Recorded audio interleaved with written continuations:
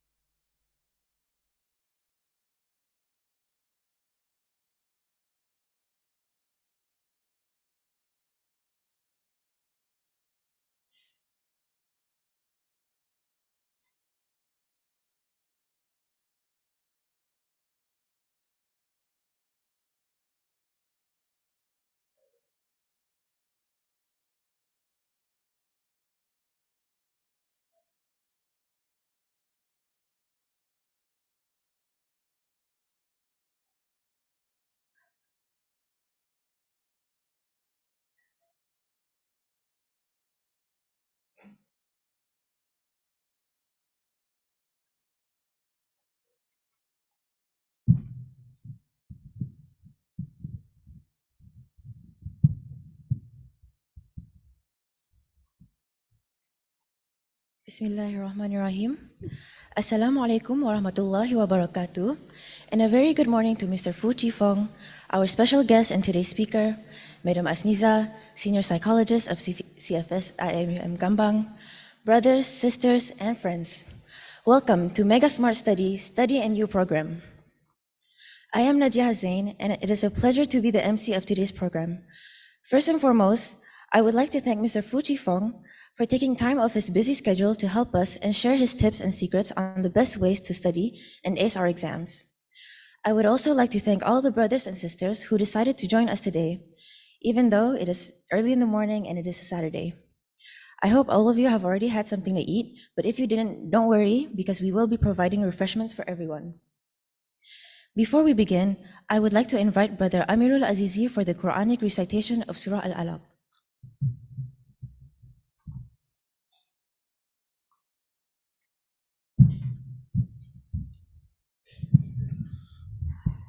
Bismillah. Assalamualaikum warahmatullahi wabarakatuh. أعوذ بالله من الشيطان الرجيم. بسم الله الرحمن الرحيم. اقرأ باسم ربك الذي خلق. خلق الإنسان من علق. اقرأ وربك الأكرم. الذي علم بالقلم. علم الإنسان ما لم يعلم. كلا إن الإنسان ليطغى أن رآه استغنى. إن إلى ربك الرجعى. أرأيت الذي ينهى عبدا إذا صلى. أرأيت إن كان على الهدى أو أمر بالتقوى. أرأيت إن كذب وتولى. ألم يعلم بأن الله يرى. كلا لئن لم ينته لنسفعا بالناصية. ناصية كاذبة خاطئة. فليدع ناديه سندع الزبانية كلا لا تطعه واسجد واقترب صدق الله العظيم. السلام عليكم ورحمة الله وبركاته.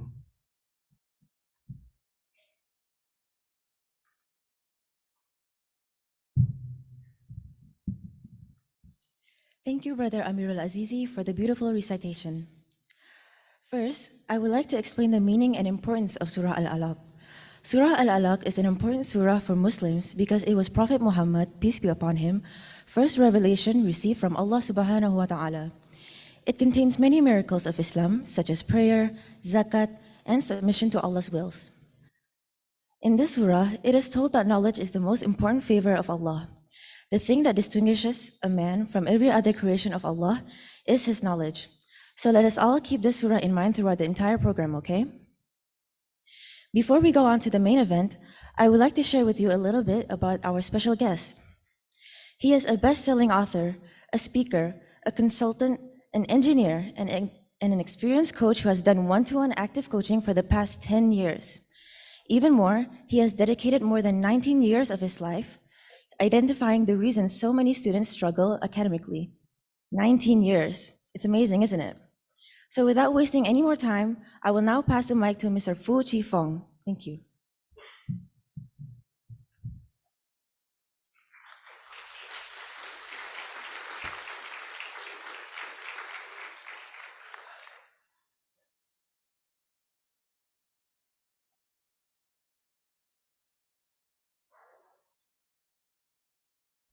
Good morning. Now let's begin with two questions.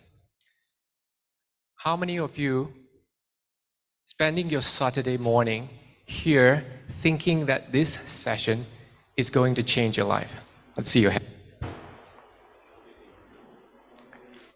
Thank you. And how many of you think that through this session, not only is going to change your life for good, it is going to bring out the best in you as an individual? Thank you so much. Thank you, MC. Thank you, Wan Niza, for having me here again. My name is Fu. Try not to call me Mr. because that makes me sound a little older, right? Just call me Fu will do. Okay, let's begin. Today's session is a little intense. We have a lot of information to share with you, and hopefully, towards the end of this session, you're going to pick up a bit of things that is going to benefit you in your study. So this session will be divided into two parts, as you can see from the slide. It's going to be study, and it's going to be you. I'm trying to move closer so that I can get my laptop receive the signal because I'm trying to press the next slide.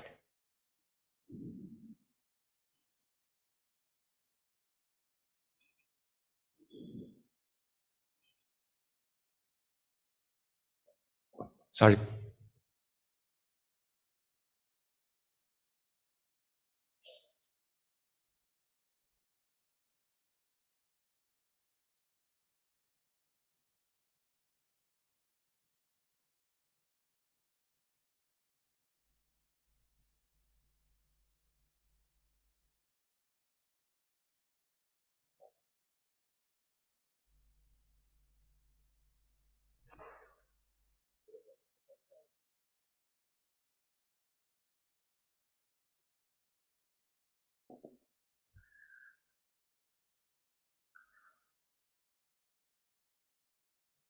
Cantik.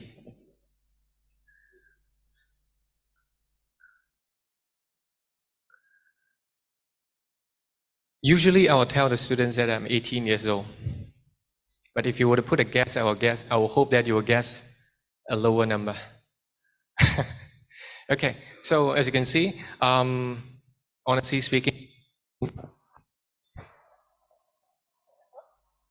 hello, I'm turning 36 in about 3 weeks' time. This is the book that I published, I think, back in 2016, Canada. So I started off as a chemical engineer. I had a degree in Bachelor of Chemical Engineering degree with honor from National University of Malaysia, UKM. So I graduated back in 2010. So I came from a town called Segamat. So, but before that, I'm also a registered engineer for Board of Engineer Malaysia, Institute of Chemical Engineer worldwide, and a member of Atomic Energy Licensing Board. At the same time, the founder and principal for Springgate Academy, which is a homeschool catering primary and secondary education for international syllabus. So what we are doing right now is we're trying to turn Springgate Academy into Springgate International School. And this school is located in Cheras. We had our meeting with Ministry of Education from Putrajaya just last week itself. We are very close towards attaining the license. Hopefully, the next year, when I come back again here, I will be proudly telling you that I'm the principal and the founder of Springgate International School. Thank you so much for your claps. And as I mentioned to you earlier, I came from a town not too far away from here, about same distance if I were to go back to KL, and the town is called Segamat. I'm sorry for the text because it's clipped from the newspaper, a Mandarin newspaper. So I came from this town called Segamat. I'll be going back after this session to meet up with my grandparents, but that's not the main point. The main point is that school apparently has the highest academic achievement in terms of the entire state. So I'm gonna enrich you with a series of stories here, telling you who I am, where I came from, how you can bring out the best in yourself. So this school, I came from this school where the academic results was top. And I'm not trying to show off. Out of the year, like for example, Form 5, we have about 600 students in total, and my academic ranking was about number 3. Yeah. So, but I'm going to tell you the journey to become number 3, it's not easy. Honestly speaking, this is a Chinese school. When I was young, I came from a poor family. Let's start off with this story. I came from a very, very poor family. My dad, this morning, maybe some of you saw me, I was on the phone behind my car talking to my dad. Where is my dad? He's in the middle of the jungle. He's still working at the age of 60 something, right? And he started this work when I was about 1 or 2 years old, right? So most of the time he spent his time in the jungle, and when he came back, he only came back for about 2-3 days in 2-3 months time. So I rarely see him. He's making about 2,000 ringgit per month. And that's not enough, honestly speaking, that's not enough. So my mom has to work. What does she work as? She worked in front of the sewing machine. So somebody will send something for her, like, the pieces of clothes, right? She'll be sitting in front of the sewing machine, put things together, right? And she's making about 400 per month. So when I was younger, every Chinese New Year, I'll be going back to my grandparents' house, right? It was so exciting because it's the festive seasons. You don't go to school, right? You don't go to school. It's one of the best things already. But anyway, you get to celebrate. You get to eat a lot of good food and so on. You get to meet your relatives and so on. But I do not share the same experience. The reason? Because every time when I went back, right, my relative who was so rich, they don't look up upon us. They don't look up upon my father. They don't look up upon my mother. At one point, my grandmother would even point a finger at my father's nose and ask, why is it that you are marrying this woman, which is my mom? And they were saying this in front of myself. So I was the eldest. I have a sister 2 years younger than me. I have another brother 3 years younger than me. We saw this with our own eyes. We were really young, about standard 3, standard 4, and we can't do anything. I was very angry. I wanted to fight back, but I know I can't. Because the more I speak, the more my parents will get it. So that was my background. Now, how does it relate to this? I wanted to do something for them. I can't go back. The only thing that I thought of was, last time, there's nothing like YouTuber. You can't be a YouTuber. there's no much option. So I went back home. I gave it a lot of thinking. What can I do? And in the end, I think there's only one thing that I can do is study. So I went back to school. I studied as hard as possible. So when I was in primary school, they have this class ranking. I believe you're having the same too. You started off with, let's say, standard 1. Your first class is 1A. Maybe some starts with Satu Merah, whatever that is. You have your rankings, first class, meaning the students are really good, and all the way until, depends on how much the population you have. So the school that I was in, for one particular year, they have about A, B, C, D, all the way until P, Q, R sometimes, 1R, So from standard 1, all the way to standard 6, I've been consistently in the C class. Average. I'm pretty sure most of you here are better than me when you were younger. So I think I have a bit of luck. So when it comes to UPSR, right, I managed to get straight A. I seriously think it was luck because I didn't study. Seriously, no joke. Swear to God. Sumpah. Yeah. I went to Form 1. I was in the C class too. So this was the secondary school that I went to. I was in C class too. Apparently, I thought there must be a lot of people smarter than me, right? So saya tak kisah sebenarnya. C class ke benda macam tu kan, saya tak kisah sebab janji dapat kan education kan. Sebab bagi saya ni, saya nak belajar je. I just want to study. I just want to make sure I learn as much as I can, as best as I can, because in the end of the day, my goal is not for academic results, but to make my parents proud. So when back to school, I want to be the better version of myself. I started asking people around, how do you study? How do you learn? Unfortunately, or I should say fortunately, it depends on how you see it. Usually I got 2 types of answers. The first type, tengok you dapat pernah experience benda macam ni tak? First type of answers, they say, oh, how I study. Actually, I don't study, I don't study much. I so happen to get, good grades. Macam saya tadi lah, tapi saya tak tipu kan. Usually they'll give me this kind of answers, which I think I can understand. Maybe they seriously have luck, right? I decided to trust them. Second type of answer. Oh, macam mana kan? How do I study, right? Okay, this is how I study. This is what I study. In fact, I'll tell you what is going to come out tomorrow. Tomorrow is exam. I just asked the teacher, this is going to come out, this is going to come out. You study this, you don't study this? I was like, wow, you guys are so different. You guys are so different compared to the first type of lucky people. So I follow them. I follow them few times. And for all the times that I've listened to them and followed them, ended up, I score worse. Why? Actually, they knew what is going to come out. They knew the right way. But when they point the way to you, they point the opposite way.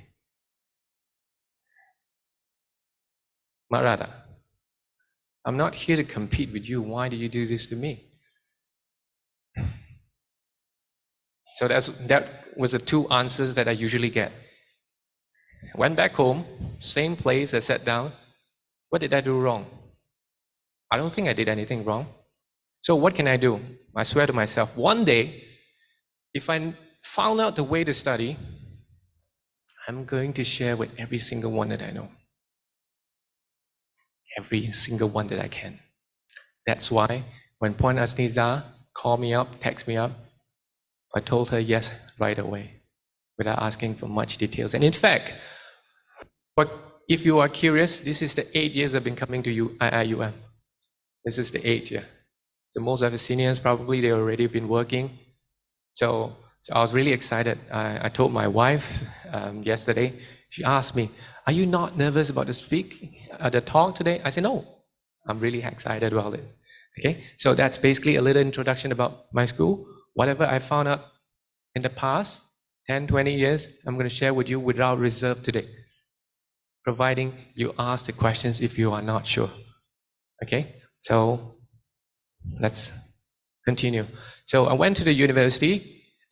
My grade shoot up after I found out the method. I followed the method. I went to the university. I got, like I told you before, I studied in chemical engineering, right? So this was the picture I took during my graduation ceremony.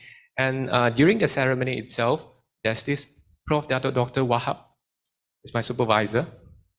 during university time. So he pulled me to the side and asked me, Fu, congratulations on your graduation. But I have a question for you. Would you want to continue study? Confession number 2. Saya tak suka study. Betul? Percaya tak? I don't like studying, but I like learning.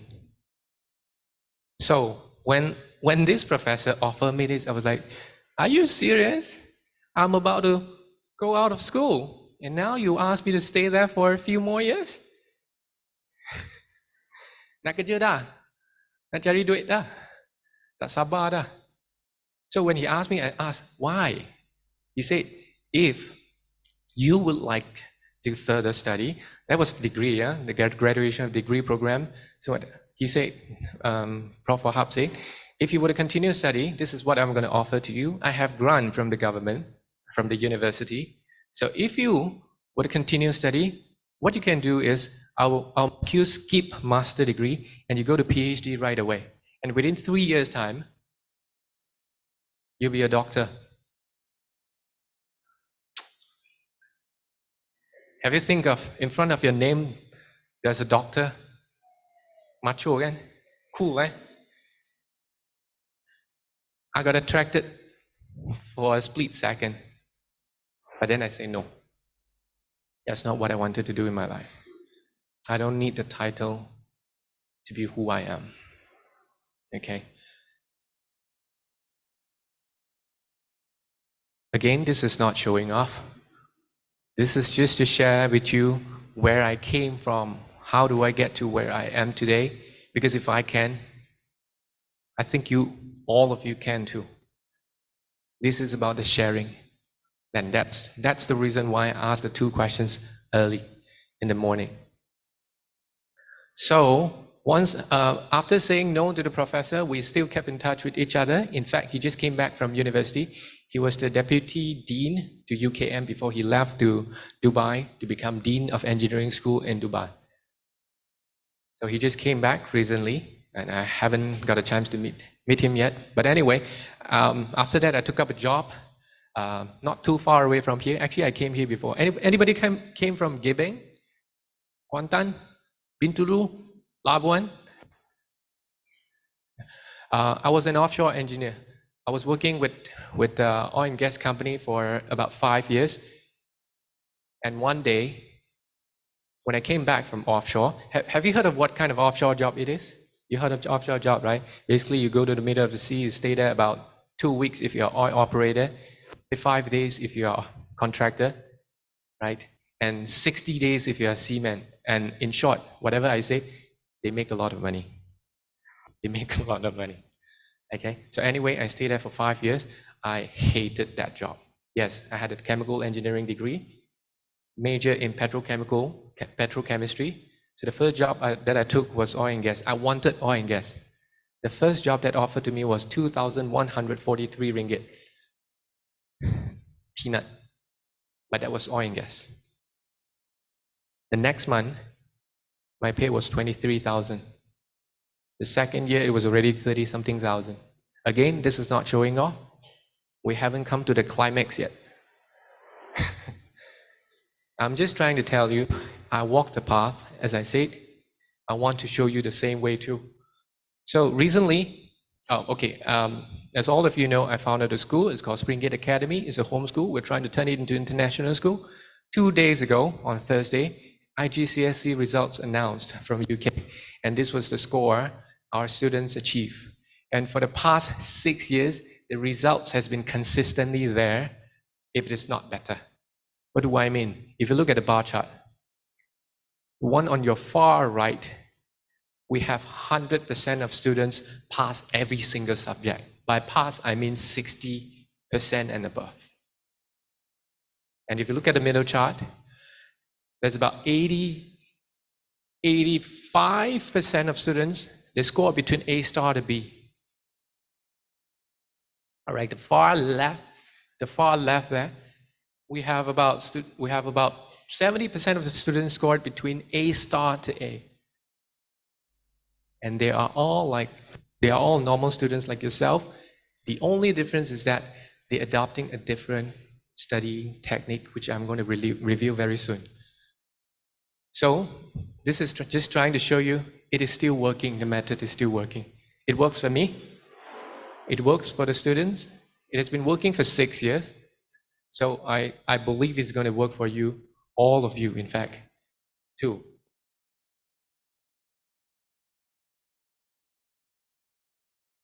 So here's the thing. The meaning of this picture is all of us came into this hall fresh from every corner of the country. You might not know each other yet, but one thing we do share is that we come in with an empty mind, right? Now the empty mind is just like the container here. Now there are a lot of thoughts. There might be a lot of thoughts in your mind at the moment. The questions such as, who is this speaker? What is it? What makes him credible to be able to stand in front sharing this information with me? Because I'm a top scorer too, right? Or maybe, oh, this is Saturday. How I wish I can sleep, until noon before I can come. Or maybe some of you are still missing your family members. Whatever that is, since you're already here, why not we do this? For a couple of hours going to come until 12:30, since you're sitting here anyway, let's empty your mind just for a moment. Because if your mind is full, no matter what I say, it's not going to be able to go in, right? So if we can set the container right, the things that are supposed to go into your mind will be right. If we put a fruit bowl, what will go into the bowl will be fruit. If you put a rice bowl, whatever will be going to the bowl will be rice. So it all depends on what kind of container you want to set for yourself today. Because in the end of the day, this might be the first time. I believe this might be the last time too I'm going to see you. So I personally think there's no point of me holding any information to myself or showing you how smart I am. That is not my intent. I'll make sure I don't achieve that. Okay, so this is what we talk about. Either you have the mindful or you have mindful. On the left, you might have your mind full with anything, or you could choose to be the right one, to have your mind empty with only the important thing. It's your decision. And this decision will affect how much you're going to get in the end of the session. And next, perception.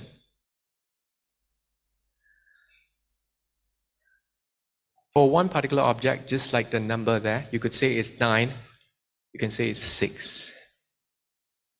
It depends on where you stand.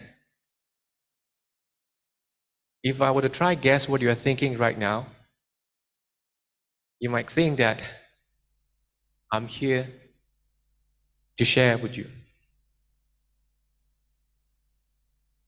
how good I am. That's one perception. There's no right or wrong.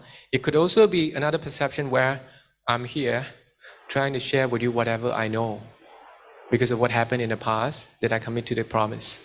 So it all depends on you. Okay? That perception is another decision that's going to decide how much you're going to get in the end of today. Now, mistake. All of you come from different schools, I believe. Now, there's one thing our education system has been, unfortunately, not getting the opportunity to consciously address is how valuable mistake is. Let me give you one example. Okay, let's start off with a question. How many of you know the first human who put his foot on moon? You know his name? Neil Armstrong. Fantastic. Fantastic. Now, we're not going to talk about who's the first and how proud he is and so on. Now, let's talk about putting a man on the moon and return him safely to Earth. It's not an easy task. So, the engineering team from NASA has been putting in a lot of effort, money, and so on in making sure that this expedition is safe, right? Because they're having a competition with Russia. Okay. Now, would you believe that whatever they plan, I mean NASA, in terms of sending the astronaut to the moon, they have all the plan, trajectory, whatever. If you study physics, you know how to send a man into that. They have everything in plan. But believe it or not, 97% of the time, the spaceship wasn't on track. What do I mean? They planned to go this way, for example. 97% of the time, they were off track. So what they do? They were trying to correct themselves to remain on track. So only 3% of the time they were right. 97% of the time they were navigating, they were correcting themselves, they were realigning because they made tons of mistakes. Now here, if possible, put our face, ego, pride, whatever outside the door, if possible, because that's going to hinder our learning. Yeah. And by that I mean embrace mistakes. Make as many as possible, hopefully new mistakes, by asking questions. Okay? Let's play a game if you want. We are still doing the contextualization. I mean, what am I doing right now is we want to set the tone of this seminar right before the content can be delivered. We want to set everything right. So let's play a game. Can we have everybody stand up, please? Everybody stand up, please. Everybody stand up, please. If you are comfortable, everybody stand up, please. We're going to play a game, and this game is very easy. You don't need your friends to help you. Basically, what you're going to do is follow the following instruction. And the instruction would be, try to sit. By that, I mean try, not sit. Try saja. Bukan duduk, try duduk. So, let's try to sit. Try to sit. That is sitting. That is standing. So try to sit. Boleh try? Boleh try? Ada yang buat macam ni kan? Okay, boleh. Ni memang try to sit. Ni memang try to sit. But you realize or not, the more you try, the more tired your muscle becomes. Right, so 100%, thank you very much. Let's take a seat. Now, the whole thing is 100% is easier than 98%. 100% sitting is easier than trying to sit. 100% standing, of course, is easier than trying to stand. So since you are here, why not put a 100% commitment here? Okay? Right. Before I go into this, there are a few things I wanted to do. I wanted to do the things in a slightly different way. My best guess trying to tell me that this might be the first lecture that you are going to have. It's kind of like a different experience you have compared to your secondary school experience. So please, if you can, help me to help you. I repeat, help me to help you. How? I'm going to start in less than 1 minute time. If you think I speak too fast, put up a hand, slow me down. If you think you already know this, put up your hand, let me know. If you think you have a question you want to ask, put up a hand and let me know. I'll come to you. This session is for you, not for me. I already know what I need to know with regards to this. It is for you. You need to help me by telling me what you don't know. Then only I will know how to assist further. Can we do that? So feel free, seriously. I'm not saying for the sake of saying, feel free, put up the hand if you have any concern. All right? Because this is for you. All agree? Let's start. We have 2 sessions. One session before the break is about study. I'm going to share with you 9 studying techniques. Then after the break, we're going to talk about you. We have another 9 techniques to bring out the best in you. In combination, hopefully, you would say inshallah, Seriously, I feel that way too. Towards the end of the session, it's going to make your 3 to 4 years journey ahead of you easier. Let's start. Up. Okay. For those who are taking photo already, rest assured there's no note required. Why? What I know is there's a recording going on. You can always review the recording. Second, for those who want to take extra notes, this slide that I'm going to use now, and that the one that you are seeing right now, is going to be I'm going to share with one Niza. So you are going to have this slide, original slide. So don't copy. I mean, if you want, up to you, but I'm going to give it to you. All right, every single thing. So there are a lot of things. 9 for study, 9 for you. Your goal is not to remember everything, yeah? You just need to know 1 or 2 things that works for you. That's all. This is not, I mean, everything here, you don't need to know everything. You just need to know a few. I will tell you why. I will tell you why towards the end of you part. So, focus on what excites you. Listen to your heart.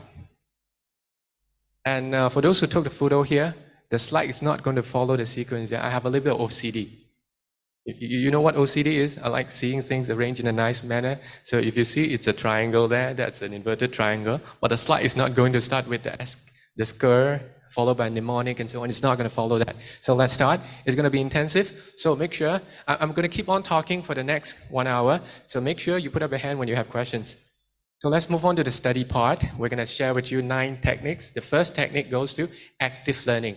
So most of us know what passive learning is. But how many of you know what active learning is?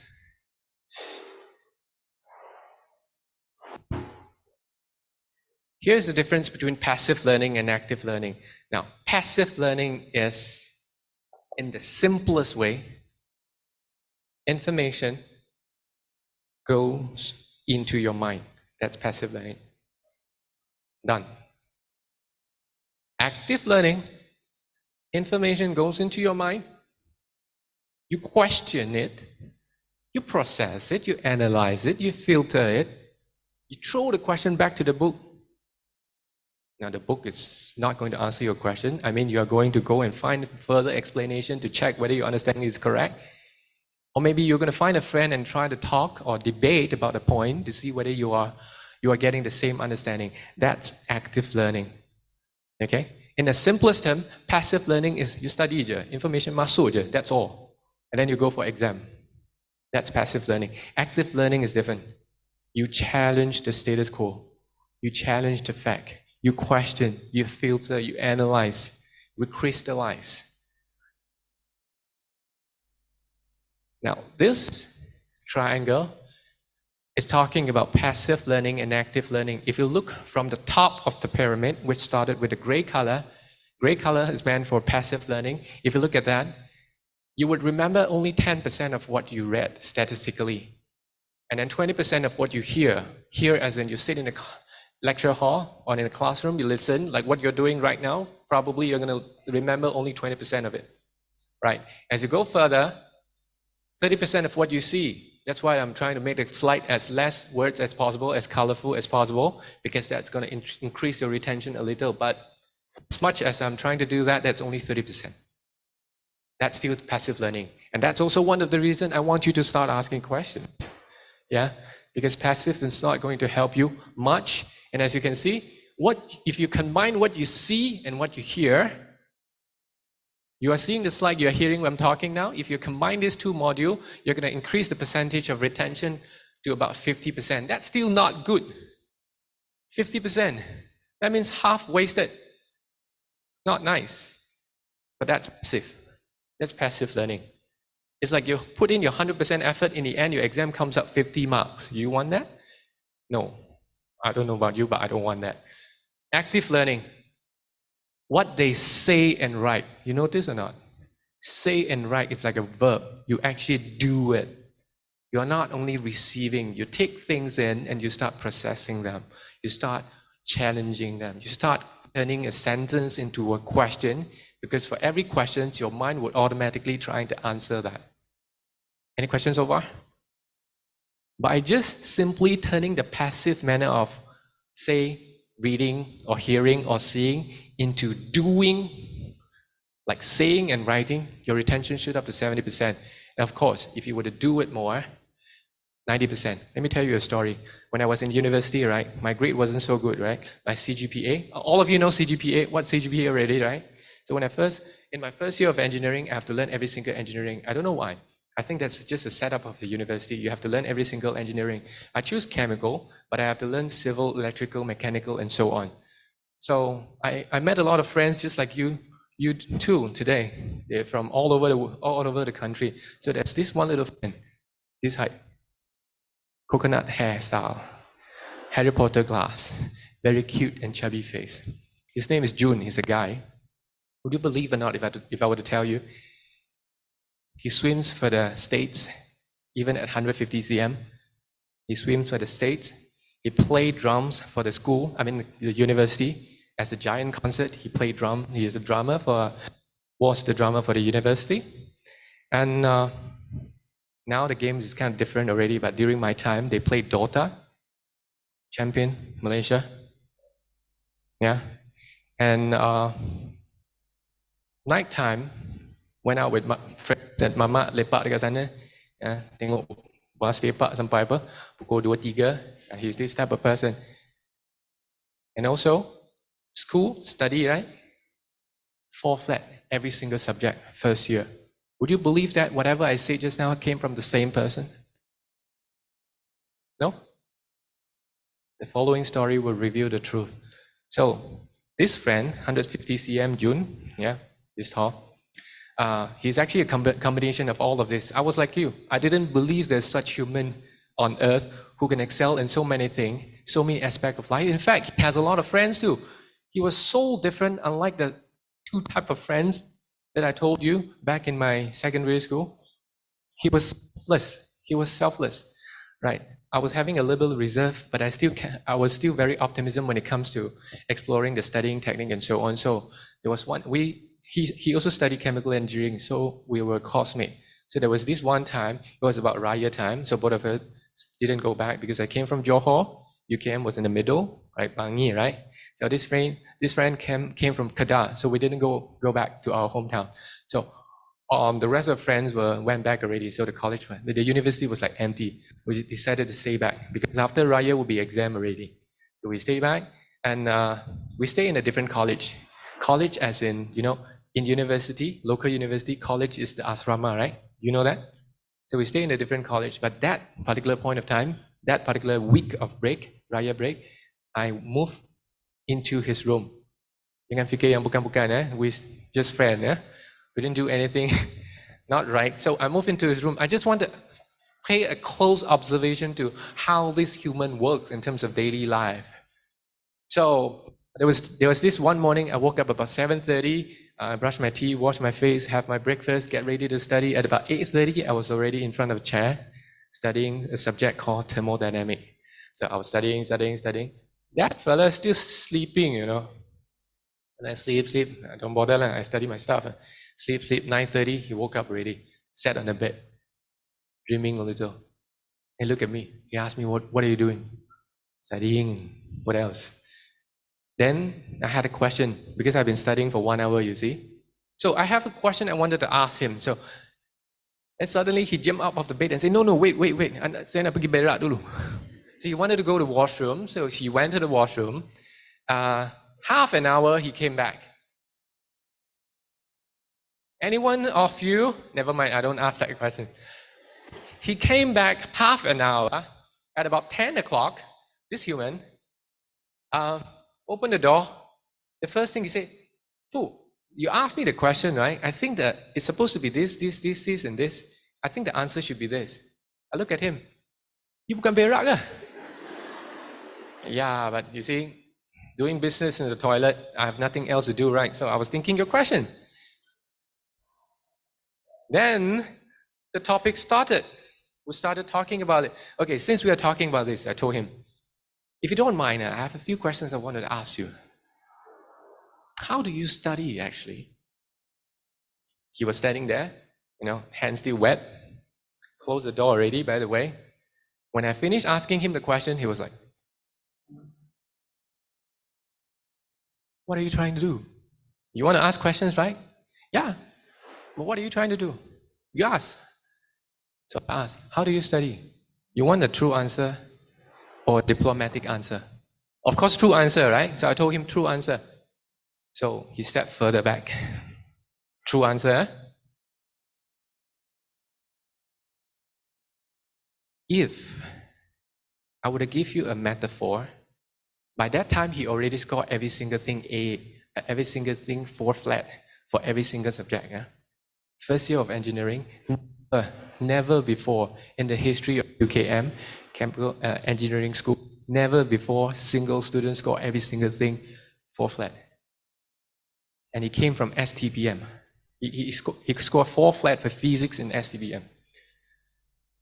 Right, so he trying to answer me by giving me a metaphoric example. So he said, you know I came from STPM, you know my results. If I were to tell you, my effort spent in studying for this chemical engineering so far is just 10% compared to STPM, would you believe it? He asked me this. Okay, by the way, what's your feeling right now? Nak ketuk dia tak?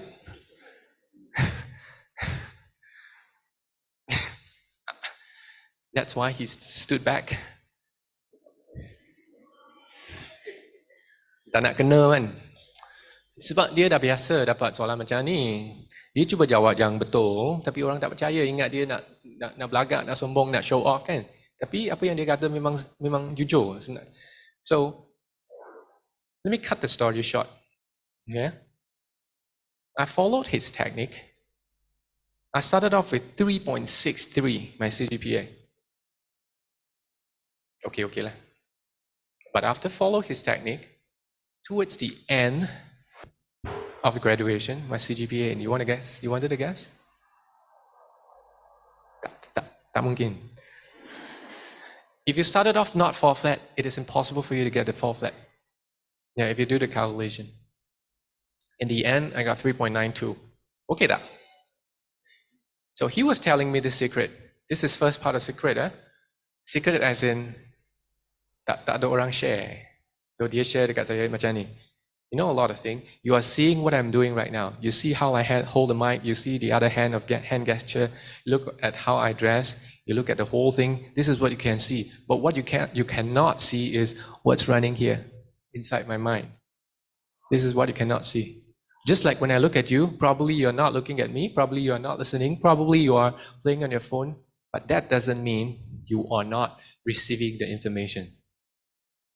Another example, he went to the toilet, right? What has been perceived is that he's sitting, I don't know what he's doing inside, but he was doing the business. But what we couldn't see is he was actually thinking about things. He was the type of student in the lecture, he would sit down, he'll listen. He rarely asks questions, but when he asks questions, usually professor cannot answer. Yeah. And yet a very humble guy. So he said, when you learn something, not everything is important. You take the important thing, you take that important part of the knowledge, you turn it into the question, you keep on thinking about it, try to understand the essence of it, you try to ask all the questions that you can about that particular concept or knowledge or formula or theorem. And if you can answer all the questions, then basically you are done. I will teach you that method towards the end of the slide. That's what active learning is about. That's what active learning is all about. Okay? So any questions so far? Yes? Is it possible to get 100% in? Theoretically, yes. Theoretically. But that requires another level of training. I would share with you. That's actually coming up. Now, our friend here, what's your name? Sorry, I haven't gotten your name. Hafiz was asking whether it is possible for us to get 100% of retention. Like you remember, say something, you'll remember. Yes, actually quite possible. We had, that's my wife. Well, the school that we founded, right, we have a friend. We have a student actually. He has an IQ of 165. Whatever we say once and he remember for all. So yes, that's possible. And I'll tell you the secret of IQ later.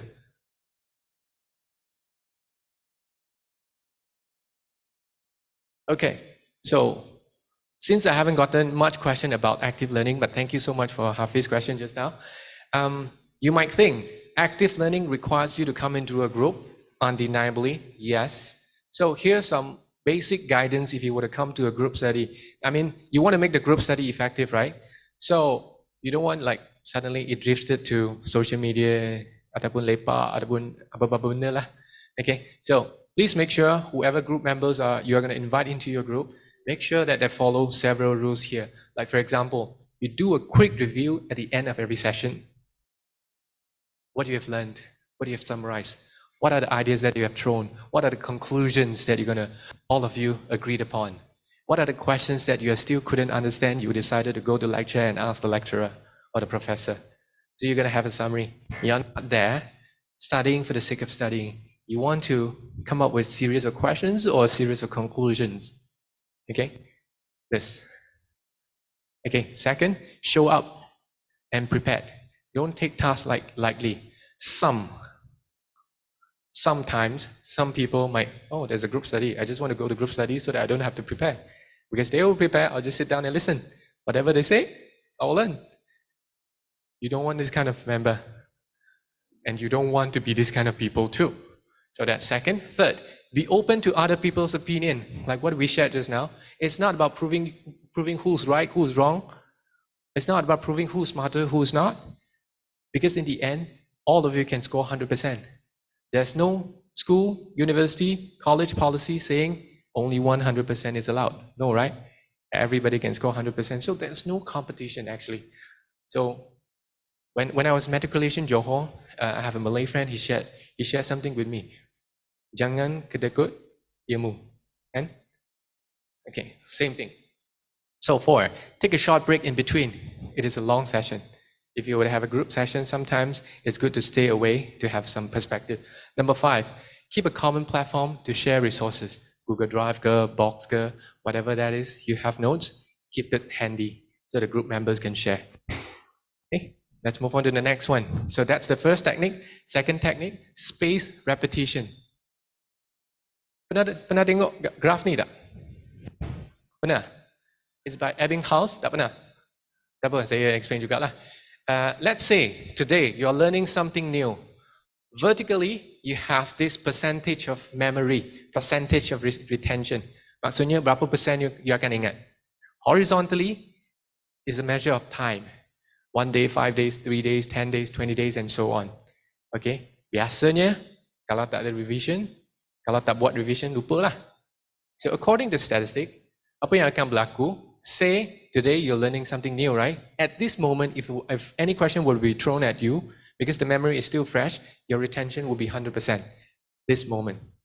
Tomorrow, this time, guess how much of the memory you will still have with regards to what we are talking about today? About 55%. See the first review? See that? See that? The memory will drop from 100 to about 55 just in 1 day time. So what you're going to do is tomorrow, hopefully, let's see how many of you do it. Tomorrow about this time, you review. And if you review tomorrow about the same time, the time will be so short. Sebab kenapa? The memory is still fresh. You're just going to take a look, everything will come back to you automatically. That's why, as you can see, after the first review, the memory shoot back from 55 all the way to 100%. Revision, senang. Sebab fresh lagi. 55, pergi balik 100%. Revision time, probably 5 to 10 minutes je. Okay, let's say you don't do revision tomorrow. What will happen? You see the dotted line or not? Okay. Here. Did you see after the dotted line here? Did you see the dotted line here? Cool. Now, if you don't do revision, as time progresses, your memory will go down. After 1 day, it'll be about 55. After 10 days, it will be about 30%. And after some time, it will be about 23, 24%. Now, say, if you don't revise, you take this 20-something% and you go to exam hall. How much do you think you're going to score? 20-something% juga lah.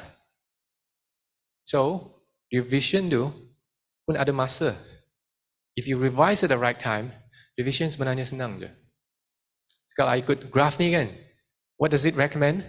You revise 1 day later, 3 days later, 10 days later, 30 days later. If you notice, the frequency of revision is quite close at the very beginning, quite frequent at the beginning. But towards the end, it's long. Like imagine, after you did the third review on day number 10, the second review you need, the next review would be 20 days later. And you'll remember for long. Tak percaya? Percaya tak? You try to think back in your school, previous school. Pernah tak ada cikgu yang masuk kelas tak payah ambil buku? Tapi ajar macam terror je. Benda yang sama, dia dah repeat banyak kali dah. Sama. Kalau dia orang boleh, kita orang boleh juga. So it's the same thing. Okay? So this is called space repetition based on this graph. Nah, you mungkin ingat, kalau satu subjek boleh lah. Kan? Saya boleh revise macam ni kan. Kalau banyak subjek, banyak topik, banyak benda yang saya kena revise, macam mana saya nak set satu schedule di mana saya akan revise first day, after first day, 3 days after, 10 days after, macam mana? Kalau 8 years ago, saya tak dapat bagi soalan yang simple, jawapan yang simple, tapi hari ni saya boleh. Tengok ni dulu. Notion, siapa pakai Notion dekat sini? Notion AI. Nah, dekat sini, towards the lower right corner kan, ada satu link QR code sana. Tak payah ambil gambar sekarang sebab slide akan bagi. So dia linkkan dekat satu YouTube link di mana dia akan ajar macam mana nak pakai Notion untuk buatkan space repetition ni. You boleh set reminder. Ikut je. Okay, dan template tu boleh copy, paste. Untuk benda yang you baru belajar. Automatic kan? Yeah. Okay, tadi. Go back to a previous slide. Tahu apa benda ni? Have you seen this before? We all have this. And you know why I say, if I can, you can too. If my friend can, you can too. If the teachers can, you can too. You know why? This is how I see things, yeah? All of us might look different the way we look. But deep down, what we have in common is our mind, right? It depends on how we use it. So apparently, all of us have this. Now, why space repetition is so important? Biologically, scientifically, I'm going to come there soon. This whole thing is how the information or the signal pass from this end, the nucleus, towards the other end, right? You notice or not, there's a lot of wrapping around here. Okay? It's called myelin sheath. Myelin sheath. Nampak tak? Dekat sini. Okay?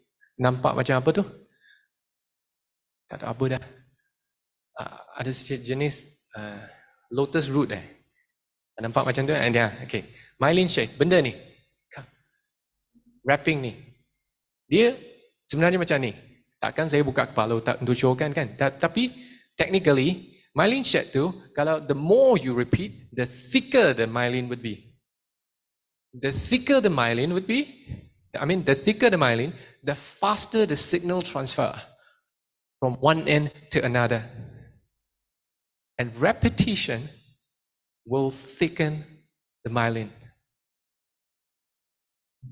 So kenapa nak revise? Thicken the myelin. Kenapa nak thicken the myelin? Cepat. Ya, itu saja. Any questions? Semua faham? Pandainya. Yelah, kalau tak pandai, tak duduk dekat sini dah kan?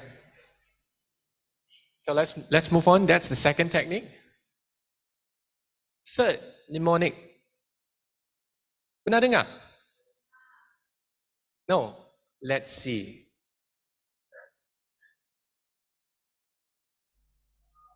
Pernah? January, February. Bagi siapa yang tak pernah tu? Okay, this is your finger. This is a fist. If you take your palm and put it in the fist mode, you'll see there's peak, there's screw, there's peak, there's screw, right? It is like, which month in a year would have 31st day? January ada, February tak ada, March ada, April tak ada. Ni macam tu. Okay, kira one of the mnemonic technique. Tak kenal ni tak apa, ada lagi. Periodic table, chemistry, suka tak? Siapa-siapa yang memorize chemistry, periodic table? Siapa yang memorize ikut Harry Potter punya, apa tu? Dia ada satu lagu kan? Boleh ikut sana juga. Yang kalau nak memorize period ni, ini group 1, boleh ikut macam ni. His last son plays rugby, cricket and football. Biasanya, maksudnya, you take the first letter of everything you would like to memorize, you turn it into something that is memorable. Ni, kenal lah kan? SOHCAHTOA, trigonometry. So, tu apa? Sine equals to opposite over hypotenuse. Kalau tak pernah pun tak apa, ada lagi. My very educated mom just taught us nature. My very excellent mother just served us nachos. And then you memorize the sequence of the planets already. Kalau you buatkan satu benda macam ni kan, simple and interesting, you memorize things in split seconds.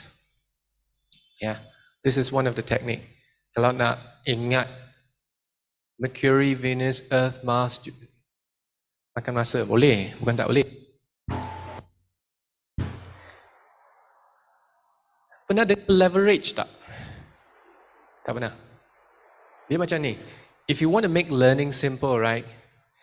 We all here already know something. We already learned something in the past. So, how do we make learning something more difficult easier? It's by using our existing knowledge. Use the so-called basic to make the difficult thing easy. Like here, Mercury, it starts at M. You turn it into my. Venus, turn it into very. Earth, turn it into excellent. I believe you would remember my very excellent mother just served us nachos easier, faster than Mercury, Venus, Earth, Mars, and so on and so forth. So what can be simple? Ini bukan shortcut. Ini technique. But I think the reason I don't want to use shortcut is because some of you perceive shortcuts as something not good. This is just a technique. Bang Hafiz, kampung dekat mana? Terengganu. Terengganu datang sini berapa jauh? Lama tak? 5-6 jam. Okay. So, how do you come here? By car. Right. That's a leverage. That's using of a technique. That's using of a tool. Our friend Mr. Hafiz could walk here, right? But is that a smart way? It depends. So you decide. So mnemonic. When you want to remember something, take the first alphabet, turn it into something interesting for you. So this is where it could be very interesting to you, and very different from others. So the next time, when you look at your friends, kenapa dia study, tiba-tiba dia senyum ke, gelak ke, you tahulah. Mungkin mnemonic. Next, Feynman technique. Feynman technique.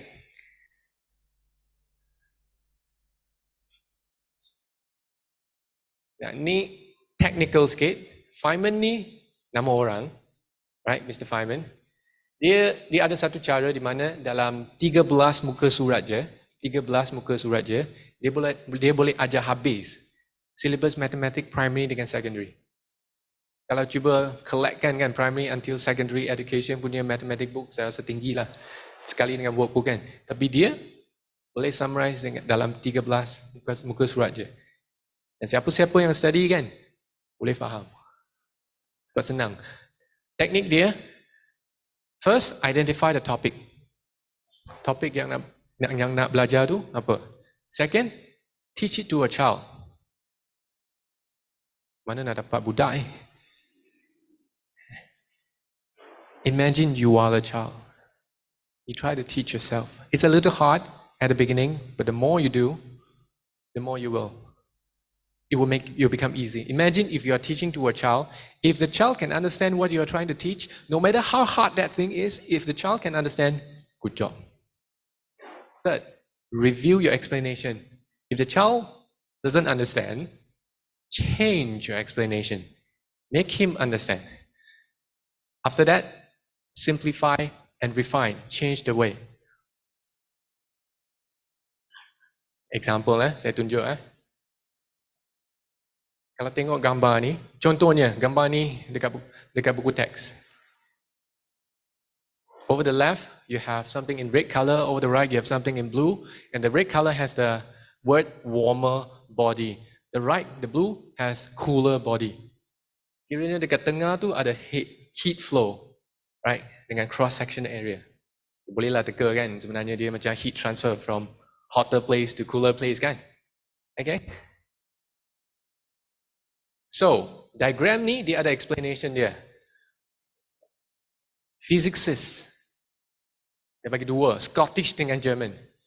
Diagram tadi tu, Scottish physicist, William Thomson, dia cakap macam ni. A cyclic transformation whose only final result is to transform heat extracted from the source which is at the same temperature throughout into the work is impossible. Apa yang dia cakap ni? Tak apa. Ada version lain. Kita tengok German punya. A cyclic transformation whose only final result is to transfer heat from a body at a given temperature to a body at a higher temperature is impossible. Apa benda ni? Okay, experiment. Macam mana nak ambil benda ni? Kita proseskan dia dan cuba ajar dekat budak yang 3 years old. Macam mana? Saya cuba Kamu semua ni bukan 3 years old, tapi anggapkan 3 years old. Tengok explanation saya work tak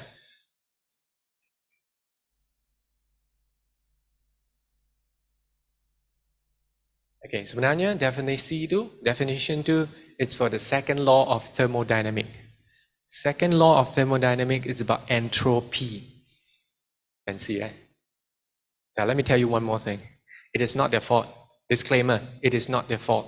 For whatever you are going to study, be it business, business studies, economics, accounting, mathematics, physics, chemistry, biology, whatever that you are going to study, they have their group of professionals.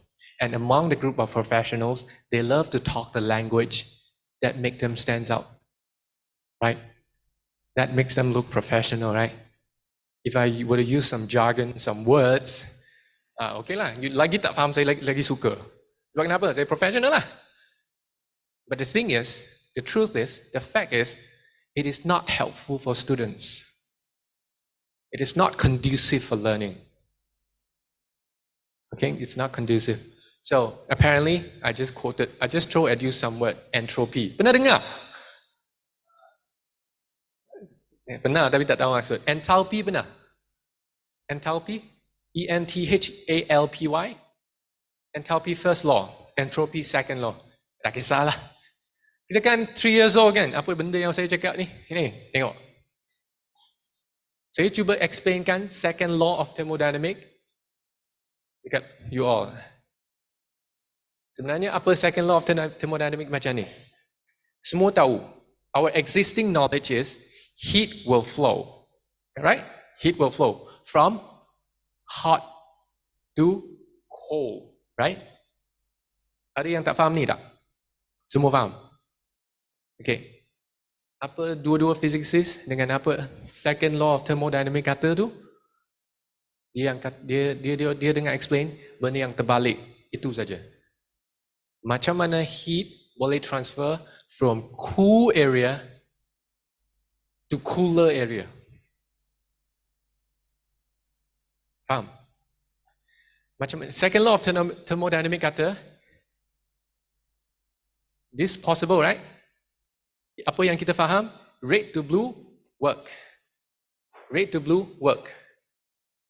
Second law, bagi tahu, blue to red pun boleh. Blue to red pun boleh. Macam mana? Macam aircon. Betul tak? Aircon. Second law of thermodynamic. Heat flow from cool to hot area. Possible. Kena pakai elektrik lah, tu je. Ya, memang macam tu je. That's all. So lain kali tengok textbook tu, pandai-pandai lah.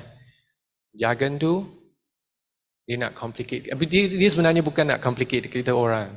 Cuma kalau tak faham tu, tengok apa jargon yang tak faham. Sebenarnya apa maksud behind the jargon. Boleh check dictionary ke whatever. That's why Mr. Feynman kata, if you can teach it to a 3 years old, Mr. Einstein pun kata, if you can teach it to a 3 years old, you really understand what you're saying. If you can teach it to a 3 years old, you understand what you're saying, you can score in your exam. Betul tak? Sama. Okay? Next, mind mapping.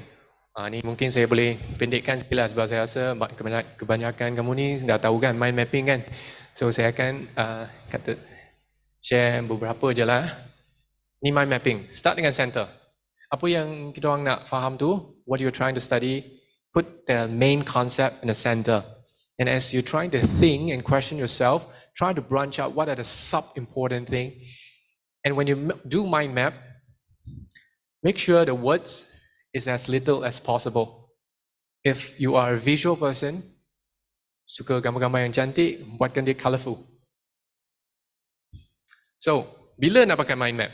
When you want to summarize information, tengok textbook tu, kalau banyak sangat words kan. So what you do is you're going to turn into something simpler so that when you look at it, you will instantly get the whole idea. Tak payah study from A to Z. First page to last page to get the whole idea. You turn it into a mind map. Actually, you don't have to do the mind map yourself. Contohnya, apa subjek yang you akan belajar bila term ni start kan, sesi ni start lah, school start kan. Ambil je, you pergi online, Google, mind map for this topic. Tengok apa yang keluar. Compare one mind map to another mind map. Tak payah buat sendiri. Tengok mind map tu dengan apa yang you belajar tu, match tak? Belajar macam tu. Jangan buat mind map. Kalau boleh naik kereta, jangan jalan kaki. Kecuali you nak exercise lah. Sama. When you want to summarize information, when you want to take notes, some of you might think, kalau saya buat notes tu, nota tu, saya akan remember better. Then go. Nothing wrong with that, yeah? If you think you want to fast, you Google the mind map by given topic.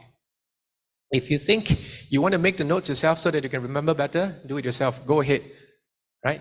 Third, consolidating information from different sources. Dah nampak mind map tu kan, ada beberapa jenis kan from different sources. Just try to compare which one is better, which one is more accurate. Don't just focus on one. Okay? If possible, once you make the mind map, you can also counter check with the lecturer. Ini betul tak? Konsep saya betul tak? Apa yang silap? Correct your thinking. 4, think through the complex problem. It helps organize your thought. Mind map ni, dia macam, you ada banyak information dekat sini kan, keliru kan kadang-kadang kan, banyak sangat, tak tahu apa, untuk apa, bila nak pakai, apa kan. So mind map is to sort things out for you. Okay, dia macam, contohnya, kalau ini komputer kan, dia buka satu folder, apa yang sepatutnya masuk sini, dia masuk sini lah, categorizing the information.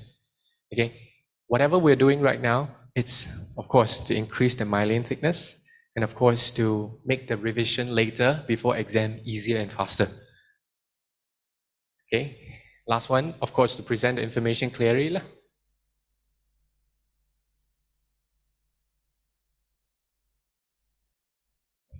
Example. Now, how to draw a basic mind map? I will not go into details because I make these slides. It's so that when you are free, when you get these slides, you can read it yourself. Okay, so I'm not going to go through that because there are more important information I would rather share with you here when I'm here. Canggih ni.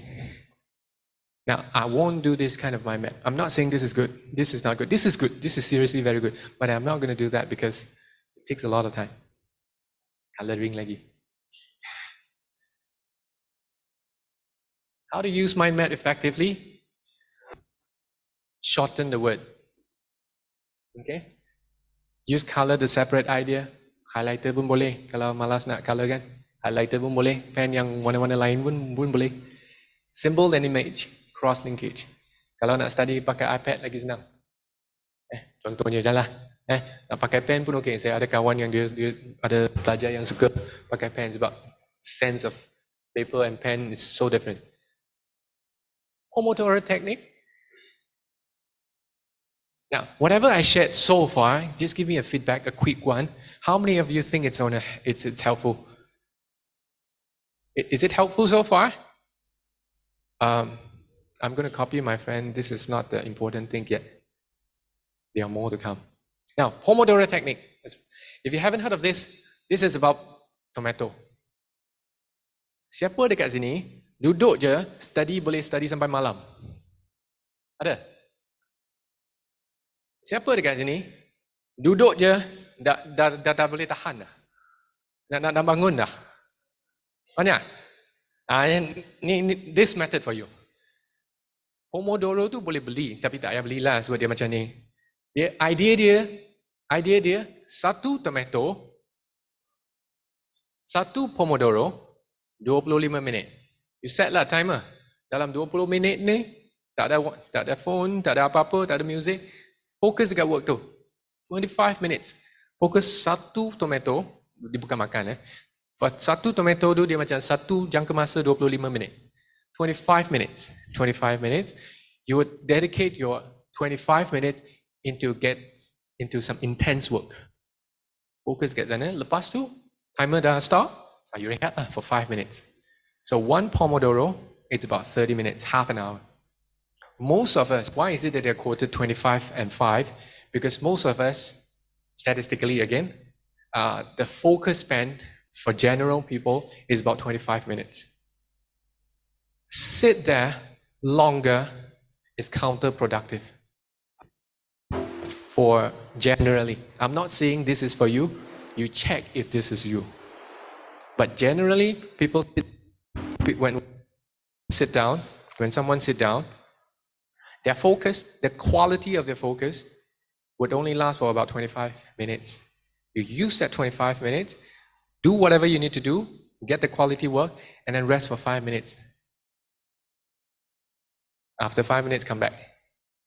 Jangan tak come back. After 5 minutes, you come back. Now, it depends on whether you are one Pomodoro person or multiple Pomodoro person. So you go and figure out, are you a 1 hour person or half an hour person? Yeah, you go figure out. Everybody is different. For me, I can sit down and work for a few hours. Gila sikit. Tak makan pun tak apa. Janji kerja habis. So that's me. You figure out what works for you. What works for you. This is the most important thing. Jangan main ikut je. Find out your own way. Are you one Pomodoro? When it comes to group study, you tanya, and you berapa Pomodoro? You 2 ke dia 3? Saya 2. 2 tak boleh dengan 3. 3 masih study, 2 dah tak boleh duduk dah. So you'll find the identical one if you want to form a group study. SCR. The SQ3R, tapi the way you pronounce it is called SCR. There's steps to study. Ini technical sangat ni. Basically, the SQRRR maksudnya. So you start dengan survey, lepas tu question, lepas tu read, lepas tu recite, lepas tu review. Contohnya, sekarang ada satu textbook dekat depan. You have a textbook in front of you. Okay, let's say you're going to study chapter 1. So how do you study? Usually, how do you study? Flip up the book, chapter 1, introduction. Oh, semangat ni. Study. 20 minit, 25 minit, dah penat dah. You tahu tak? Okay, another secret. 2017, I was invited by Ministry of Education to help write the textbook for Form 1, Form 2 and Form 3 mathematics. So I attended, bukan show off sebab saya dah decline offer tu. Tak suka kerja tu. So from there, I attended the seminar. There are certain requirements you have to follow if you want to write a textbook. So what are the requirements? First, you have to list down the table of content. What are the scope you need to teach? Let's say chapter 1 is about algebra, for example. You go into algebra, then you have to start off with introduction. Introduction pun ada criteria dia you kena follow. Kan? Ada word limit juga you follow. Lepas tu lepas introduction ada main concept 1. Lepas tu follow up dengan example, exercise, main concept 2 and so on kan. Nah, cubalah sekarang kalau you ada textbook. Semua textbook pun kalau tulis cara ni kan. You sit down, fresh. Bangun pagi kan. Oh, clear. Mind's very clear. Absorption 100%. Semangat pun tinggi kan. Duduk. Introduction dia long. Let's say if the introduction is long. And let's say if you're one Pomodoro person, 25 minutes done already, you finish introduction. Is exam going to test you on introduction? Quality tak you punya study?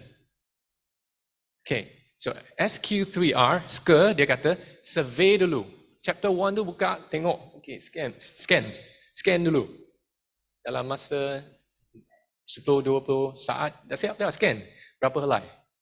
Chapter 1, how many pages? You scan how many pages, you try to look at where are the introductions, where are the main point, where are the questions, where are the exercises. Then you know roughly, oh, okay, I am 2 Pomodoro person, I think I need 2 Pomodoro to finish it. Then you scan first, and then you question, what is it this chapter is trying to teach me? Then only you start reading. And after you read, you recite. Recite too much, you repeat to yourself. But let's go through one by one. You want to read with purpose. You want to learn, knowing what you are learning. You want to understand complex information by first getting a whole idea. Sebab dia macam ni, tadi saya pun bagi tahu kan, session ni study and you kan. So kita ada 2 bahagian, satu study technique, lagi satu tu you, pasal you. So I gave you a scanning first, a perception. Then we go into detail. Why is it we are learning? When you survey, you go through quickly. So what do? You look for the titles, you look for the learning objective, you look for the pictures, graph, you look for the keywords, and you look for the summary if there is any. Okay, get some mental picture first, especially for those who are visual driven. Then next, you move on to questions. You get all those topics, right? You get all those topics, ataupun subtopics, ataupun heading kan. You try to turn it into a question. Algebra, turn it into, what is algebra? Why do we want to learn algebra? Okay, there's a way to use the brain. Do you know, correct me if I'm wrong, most of the doctors' friends that I know, they don't let their children watch TV. You know why? They say not good. Why is it not good? Because apparently when you're watching TV, watching whatever, information is going to your mind. Everything is like a full stop. It's just one way. It's just input. And of course, it depends on what you watch also. But apparently whatever you watch is just one way. So how to use the mind is apparently if you take everything and turn it into a question, the mind would automatically want to answer it itself. So turning into a question, why do I need to learn this? Yeah? Then your mind will feed you with an answer. So basically, when it comes to question, you just ask this 5W and 1H. Who, what, why, where, when, and how. Try to turn the heading into question during the Q session. Then only you proceed to reading. As you read, ingat tak tadi ada soalan dah kan? You tanya you sendiri kan? You ask yourself some questions. Then you go on reading to seek for the answer.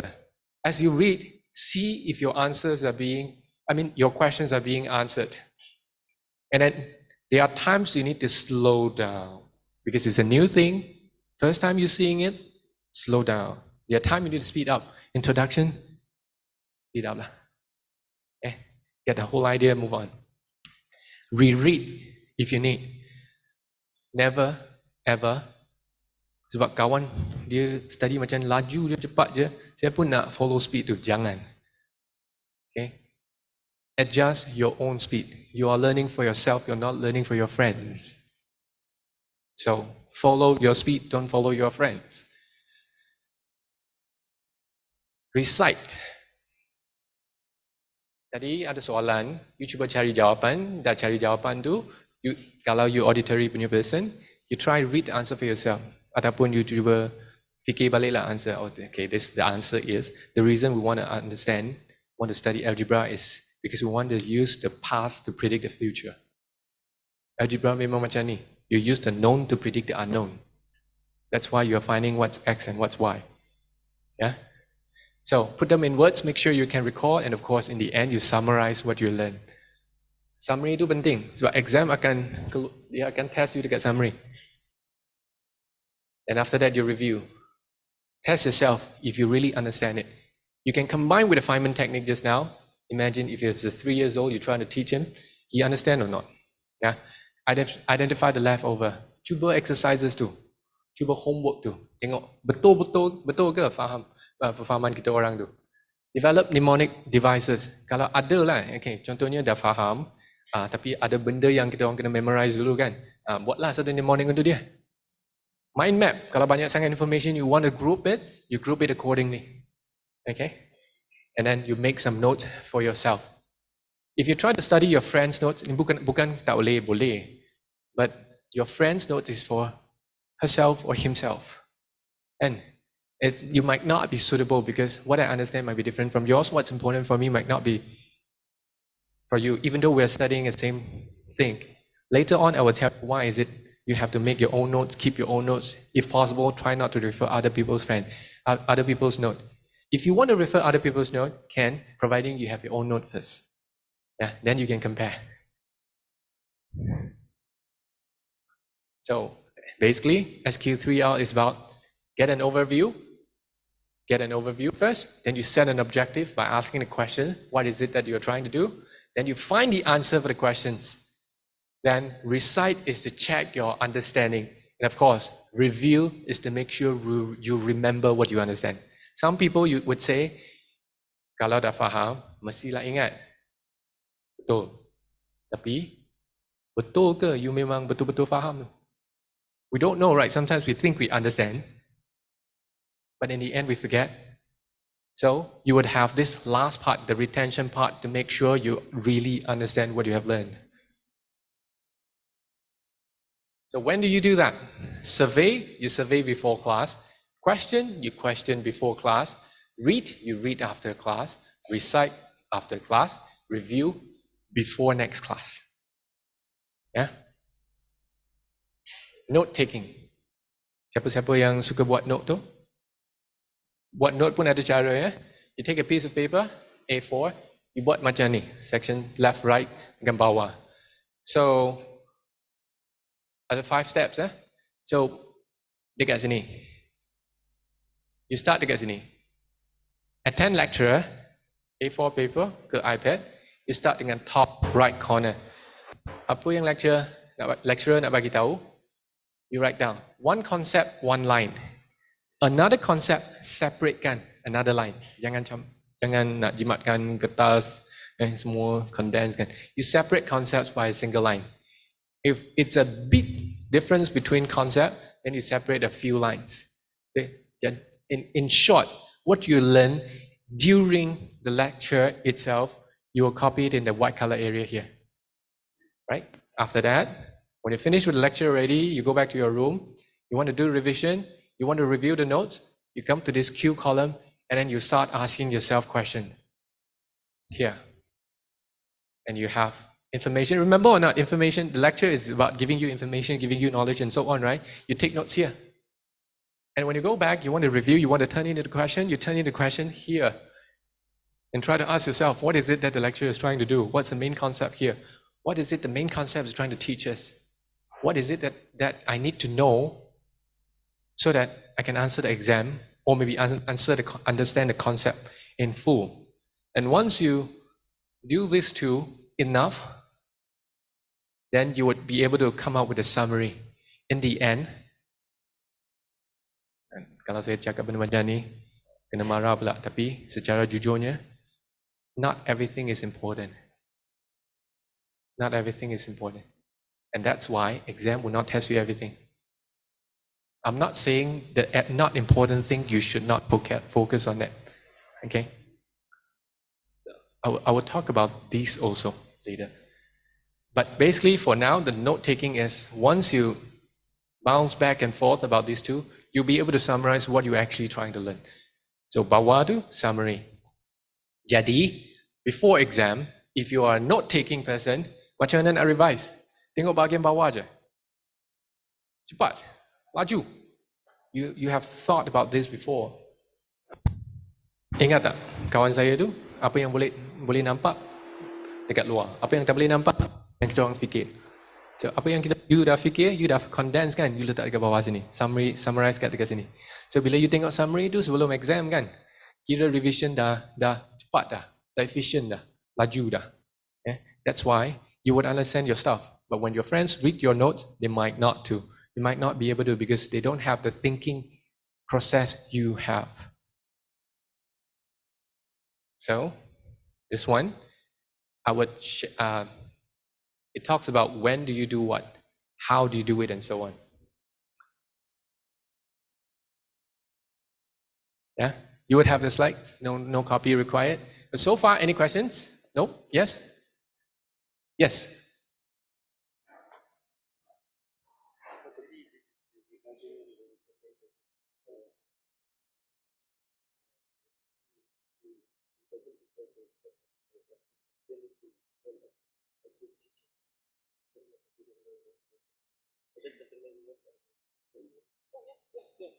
Our friend here, what's your name? Sorry. Amreen. Okay. Sure.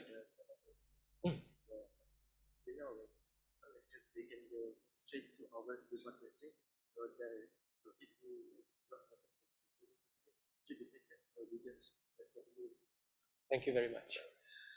Two questions. The first one is about the Feynman technique. Our friend here, Amreen, is asking, the Feynman technique, if you don't want to teach to a kid, like an actual kid, if you want to teach to a doll, if you want to teach to something which is a non-living thing, can or not? Of course, can. The whole idea is you are doing a self-testing to see whether the concept that you have crystallized is simple enough or not for your own consumption. How do you know? You check with a kid. A kid would give you feedback, right? But if you feel that you are the type of intra-person, have you heard of intrapersonal? Intrapersonal skill? If you are an intrapersonal skill, you can bounce off this idea yourself, do it. The whole idea is about the ability to crystallize a complicated thing into a simple thing. It doesn't matter who are you teaching to. It could be a security guard.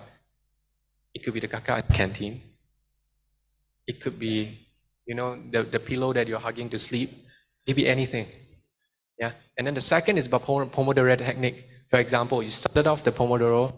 If you already feel tired, you lost the focus, right? Should you continue with the 25 minutes?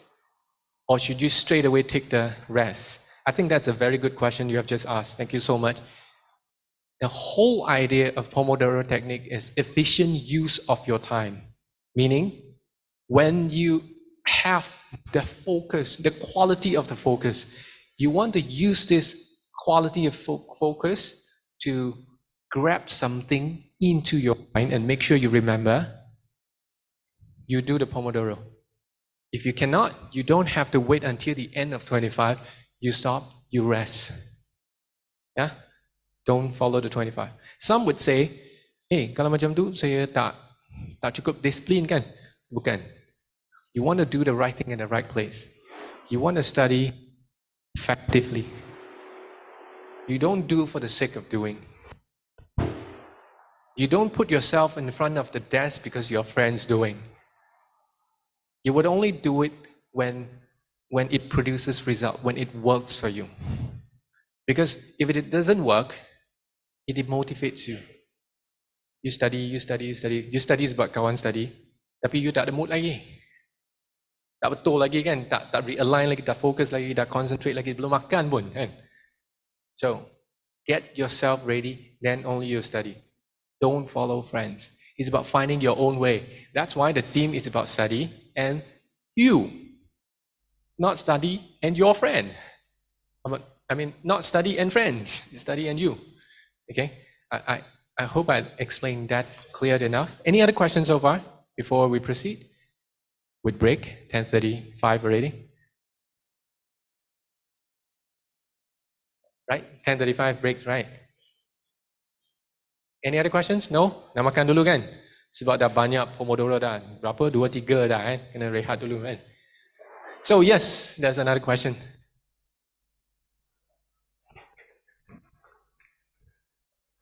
I think better pass you the mic. Come on. So like we take 10 minutes, okay, for example, we have to revise at least 5 times and according to the graph. So if so, we have a lot of topics to study and as you said in front, it's 10 minutes on around one topic. But if we take multiple subjects and for multiple topics, wouldn't that not be like 10 minutes? It will rack up like 1 hour. And since we're using the Pomodoro technique, which is let's say like around 25 minutes, wouldn't that be like, 25 minutes but you haven't studied a lot of the topics? So we have to do the Pomodoro technique like a lot of times until like 1 hour, you could say like that, or how? Thank you so much for your questions. I try to answer this question in this way. Now, 25 minutes is just a guideline. I have 4 hours. My Pomodoro is huge, right? So I'll stick with my 4 hours. If your Pomodoro is 10 minutes, stick with 10 minutes. I have a friend from university. His result is equally good, 3.83 CGPA. But this is how he studied. In front of laptop, study for 10 minutes, then rest for 5 minutes watching Doraemon, and he's a guy. 10 minutes study, 5 minutes rest, 10 minutes study, 5 minutes rest. Or 10 minutes study, 5 minutes Doraemon, 10 minutes study, 5 minutes Doraemon. Doesn't matter as long as it works. I have another friend study from 10 to 5. Nampak macam productive sangat kan? CGPA 3.4. I mean, I'm not trying to use results as a way to show you who is smarter, who is not. I'm just trying to use results to show you effective or not. That's it. The technique is just a guideline. Guideline for what? Guideline to help us understand ourselves. Understand what? Understand what works and what not. Yeah. Don't follow for the sake of following. 25 is just a guideline. If you are a 10-minute person, go for 10. If you are a 2 hours person, go for 2 hours. But you check, will the 2 hours be a quality work or not? Am I answering your question? I think partially, but in the end, I think I get the point. You get the point. Thank you so much. That's the whole idea. You get the point. Not necessarily the information. Thank you so much. And if you have any question, I would still be here. But I think we need to let the crowd start have your breakfast, right? Dah lapar dah kan? So we go for breakfast first. Maybe I should pass the floor back to MC. And you can come to me if you want to ask question. Saya dah makan dah. Oh yes.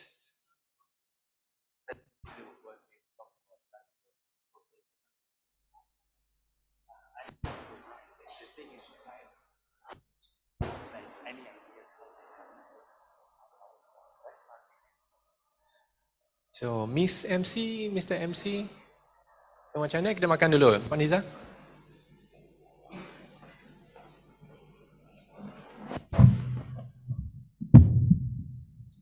Thank you, Fu. We will now be taking a short break for everyone to stretch their legs and to have a quick snack before we continue on with the next session. Students are reminded to be back at Khawarizmi Hall by 10:55 a.m. Thank you.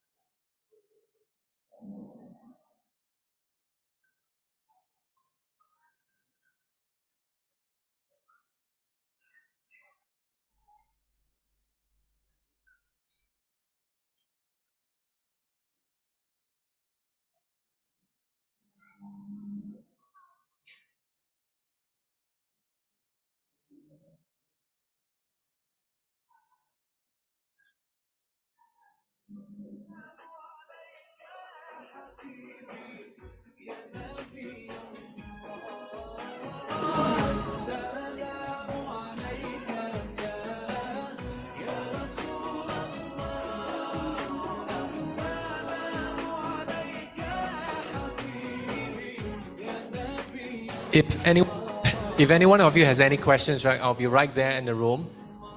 In 5 minutes time, I'll be coming back here. If you have any questions or too shy to ask any question just now, I'll be here for you.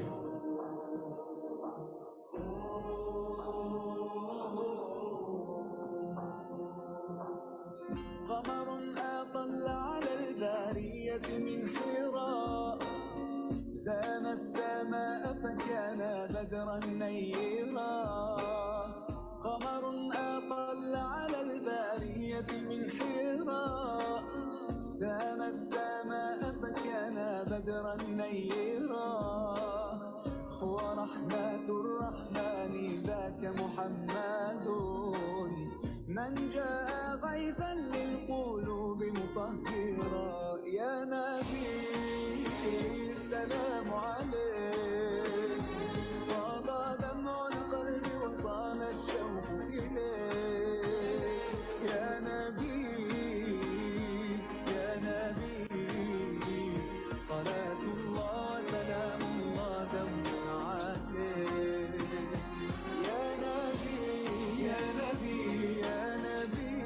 يا نبي صلاة الله سلام الله دوما عليك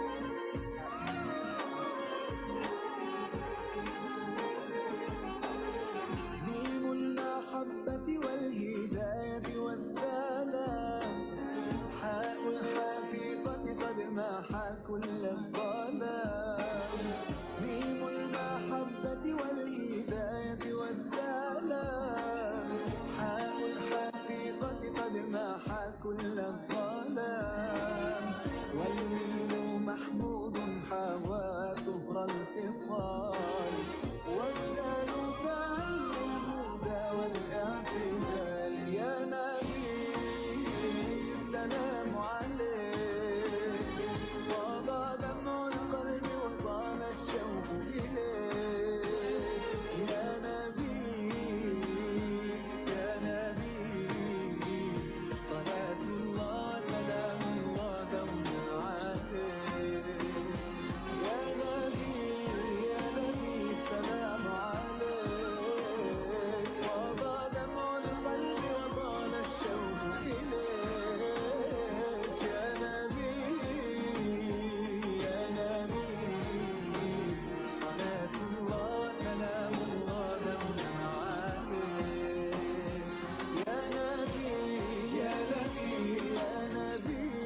يا نبي صلاة الله سلام الله دوما عليك صلاة الله سلام الله دوما عليك رضيت بالله ربا وبالإسلام دينا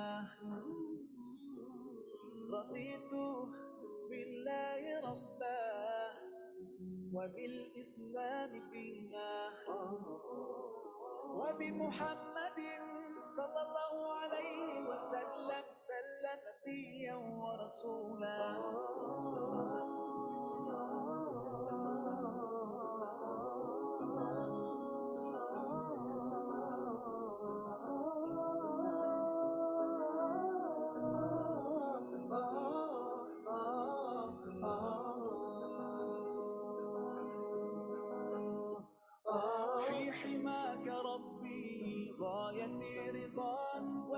والقلب في يقين يحيا على هداه ذو الجلال في علاه ما لنا سواه هو واهب الحياة فلنبتغي رضاه القادر الحليم الغافر الرحيم إن قال كن يكن سبحانه العظيم رضيت بالله ربا وبالإسلام دينا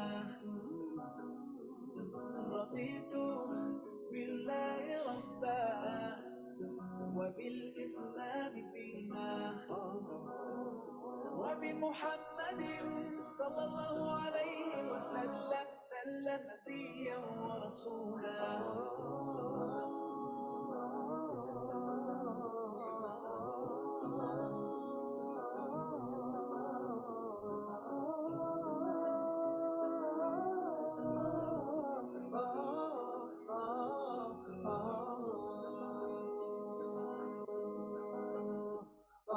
ديننا حياة ديننا عطاء والكون من ضياء يستلهم الصفاء ربنا ارتضاه لنا كامل التمام قد جاء بالسلام والخير للأنام وأنا به رضيت وبنوره هديت سأظل ما حييت أقول في دعائي رضيت بالله ربا وبالإسلام دينا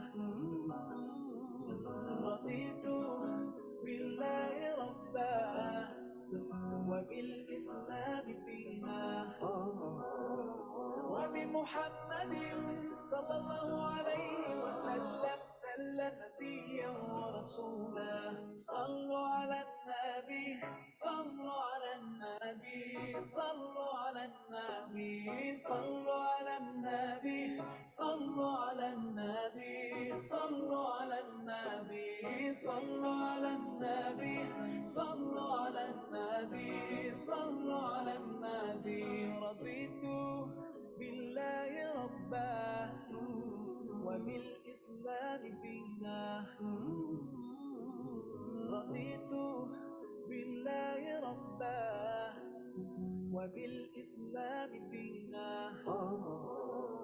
وبمحمد صلى الله عليه وسلم نبيا ورسولا رضيت بالله ربا وبالإسلام دينا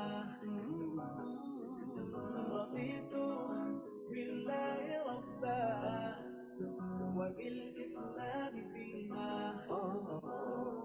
وبمحمد صلى الله عليه وسلم نبيا ورسولا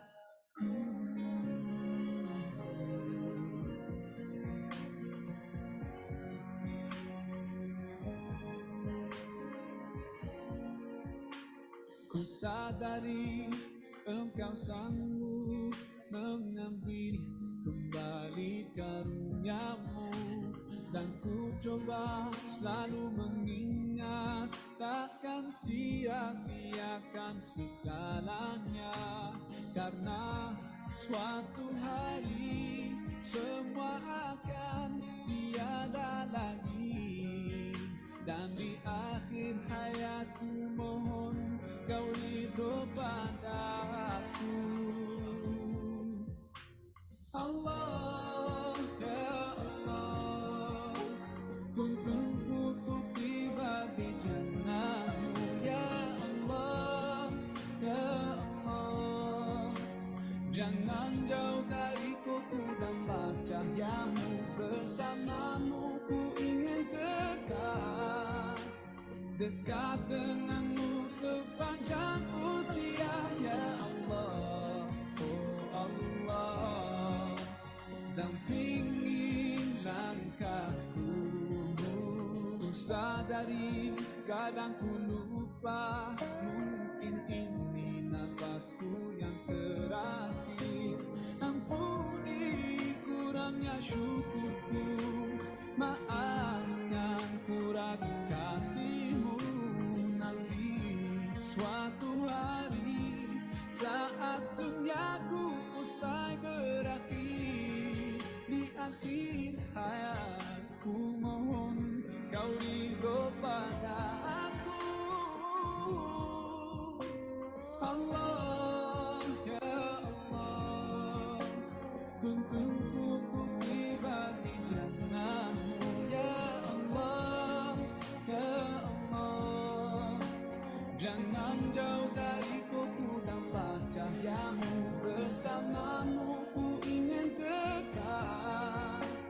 dekat denganmu sepanjang usia ya Allah, oh Allah. Dampingi selalu hari berganti, ku yakin waktuku kian singkat. Tuhanku, biar ku genggam dunia ini tanpa mencintainya, karena ku kan segera pergi, karena ku kan segera pergi. Allah, ya Allah, tuntunku untuk tiba di jannahmu ya Allah, oh Allah. Jangan jauh dariku ku tambah cahayamu. Allah, ya Allah, tuntunku untuk tiba di jannahmu ya Allah, ya Allah. Jangan jauh dariku ku tambah cahayamu. Bersamamu ku ingin dekat, dekat denganmu sepanjang usia ya Allah, oh Allah. Dampingi langkahku Allah, ya Allah. Tuntunku untuk tiba di jannahmu ya Allah, ya Allah. Jangan jauh dariku ku tambah cahayamu. Bersamamu ku ingin dekat, dekat denganmu sepanjang usia ya Allah, oh Allah. Dampingi langkahku.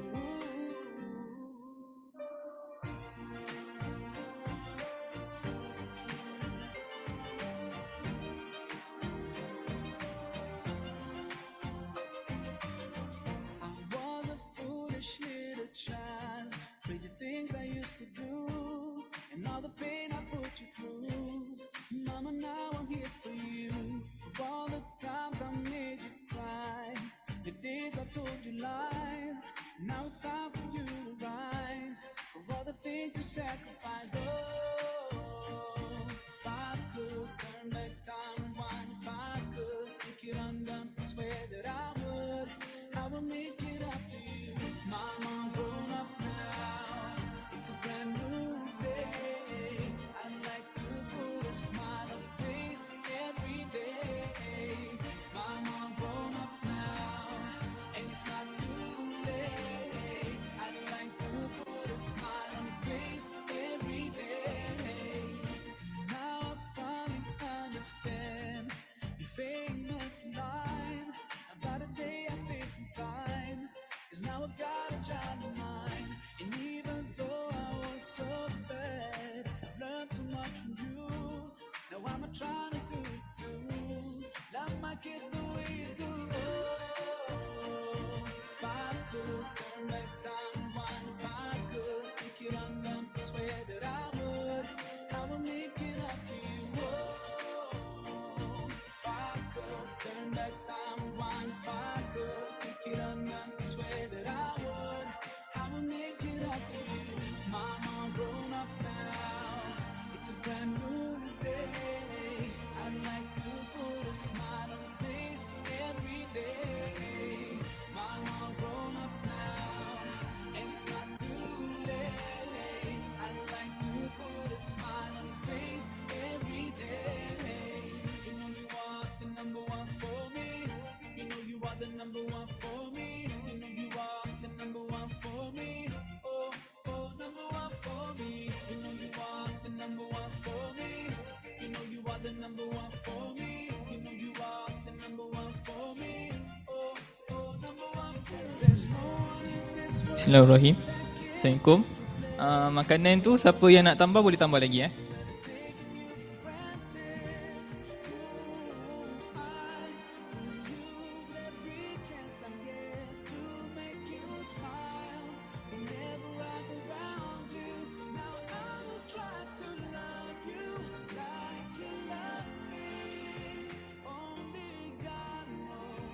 what you mean to me.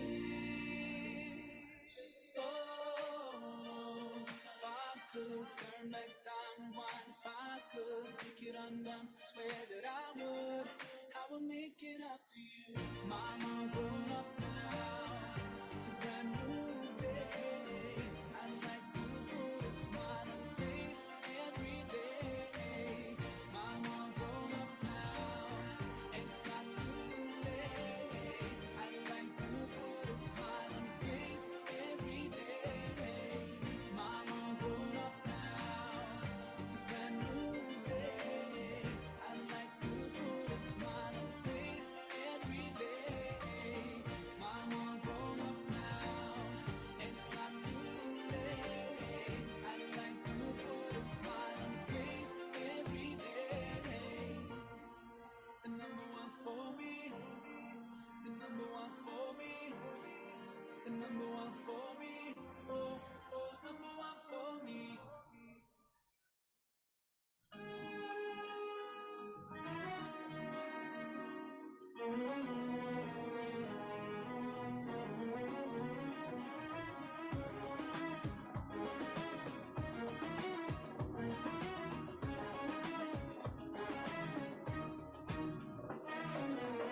We're here on this special day. Our hearts are full of pleasure.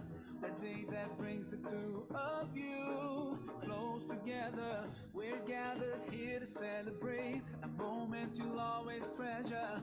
We ask Allah to make your love last forever. Let's raise our hands and make dua like the Prophet taught us. And with one voice, let's all say, say, say, Barakallahu lakuma wa baraka alaykuma wa jama'a baynakuma fi khair. Barakallahu lakuma wa baraka alaykuma wa jama'a baynakuma fi khair.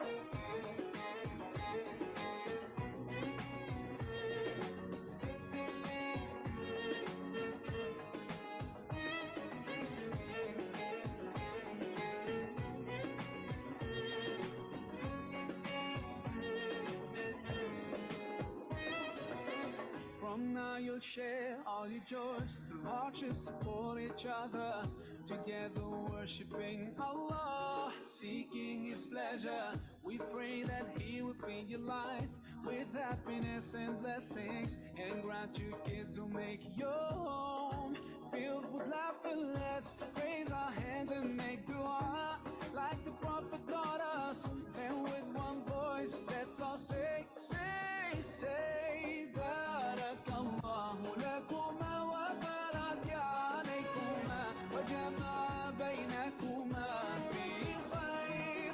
Barakallahu lakuma wa baraka alaykuma wa jama'a baynakuma fi khair.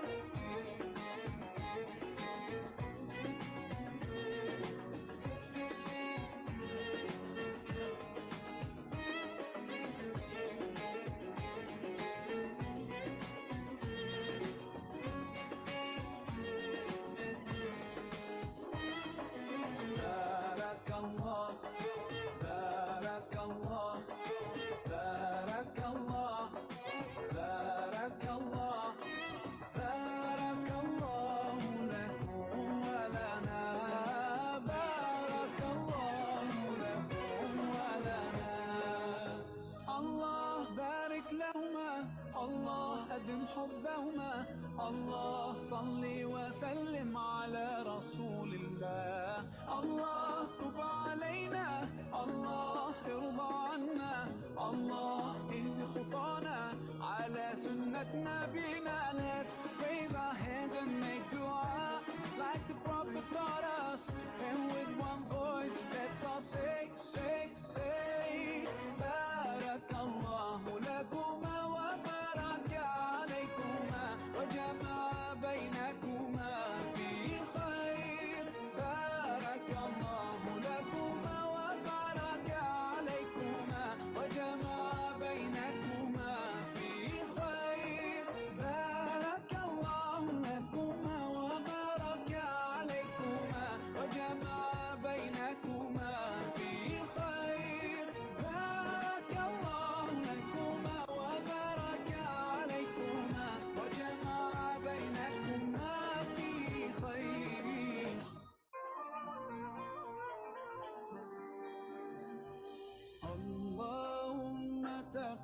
تقبلنا بجميل هداك أعنا يا ذا الأسماء الحسنى الطف ربي بهذا القلب لولاك لما كنا ندعوك وما آمنا نحسن بك رب الظن فاستخدمنا لك يا رب استخدمنا لك يا رب هل من سائل فأعطيه يسألنا الله سبحانه تعالى ما أكرمه جل في علاه سبحان الله نسألك هدانا هدانا فاقبل مولانا مولانا يا من تسمعنا وترانا استخدمنا لك يا رب استخدمنا لك يا رب اللهم تقبلنا بجميل هداك أعنا يا ذا الأسماء الحسنى والطف ربي بهذا القلب لولاك لما كنا ندعوك وما آمنا نحسن بك رب الظن فاستخدمنا لك يا رب استخدمنا لك يا رب تممت دعائي لك ربي قائلا آمين لا ريب أنك الواحد يا مجيبي لا سواك يعين قلتها بيقين نسألك هدانا هدانا فاقبل مولانا مولانا يا من تسمعنا وترانا استخدمنا لك يا رب استخدمنا لك يا رب اللهم تقبلنا بجميل هداك أعنا يا ذا الأسماء الحسنى والطف ربي بهذا القلب لولاك لما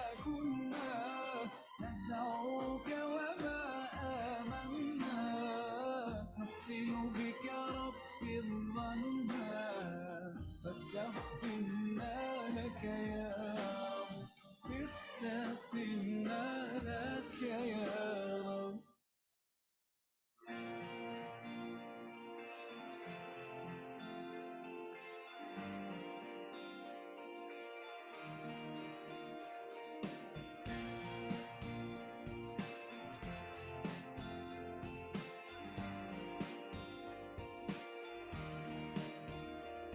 أيوة فيكم مننا نفس روحنا ودمنا قلبنا بيرتاح هوام للي فعلا زينا الكلام نفس الكلام حتى نفس الاهتمام عشرة مش ممكن تهون يوم من الأيام حتى لوننا وشكلنا يعني أنا شبهك تمام وبتكبر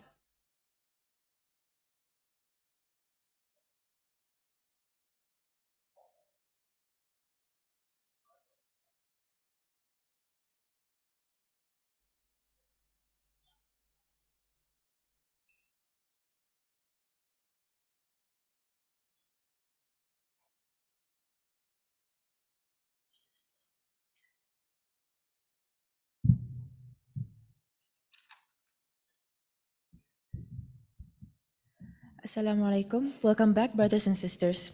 I hope you made the most use of the short break and enjoyed the refreshment that were given to you. We will now be continuing on with the program. Without further ado, Fu, the floor is yours. Thank you. Thank you. Thank you, Ms. MC.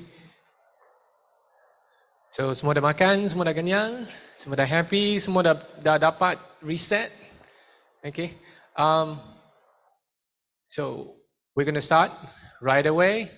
And so for those who are coming back, take your time, walk slowly. Those who are still trying to finish your food, take your time, finish it. Because I believe as I continue talking here, you will still be able to listen. Right, so let's start right away. This is where we stopped just now. And we were talking about revision. Okay, we were talking about how to make notes. Apparently, when you want to do revision, you just look at what's at the bottom here, the summary column over here, right? Okay, here, when it comes to note taking, there are a few misconceptions that I would like to just address for you. Now, first, revision, it does not mean reading the whole book. No. The whole idea is, it is impossible for you to forget everything. You just forget something, right? So you just revise on what you have forgotten. Number one. Number two. Yeah, ni shortcut there. It is impossible for exam to test you on everything, right? So exam will test you on certain thing. You revise on the right thing. Okay? Second, notes should only consist important facts. Not really. Yes, notes should include important fact, but there's one more thing you need to make sure is in your note. Mistakes. What were the mistakes you have made before? Probably you can also include some common mistakes that you have made before during the homework, during the practical, during the exam, during the test, and so on. You write all the small little mistakes you have done inside your note as well, because when you revise, not only you have to revise the important notes, you have to revise your past mistakes as well. Yeah? Third, notes should be as detailed as possible. No. If you want your notes to be detailed, you don't need notes, you need textbook. Notes should not be detailed. Yeah? 4, with notes, your result will improve. No.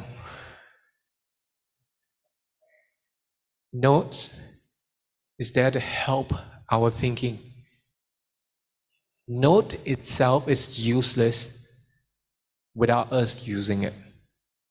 Yeah? Okay, so these are some misconceptions about notes.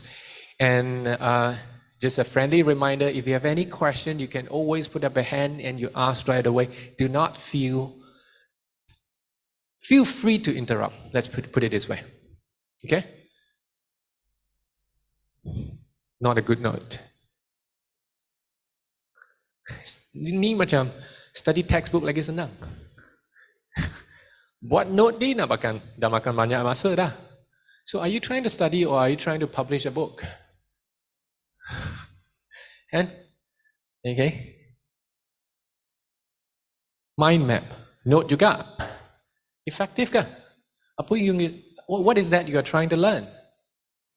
If you were to take this and pass it to a 3 years old, do you think they would understand? Okay, let's not talk about 3 years old. Let's say you don't touch this note for 3 months. And just before the exam, the night itself, you took up this note, you tengok apa benda ni, saya tulis punya kan. You pun tak kenal. Too complicated. No. Ni, okay tak? Simple tak? You tengok je, yelah ada kartun sikit kan. Tapi the whole idea is about trigonometry.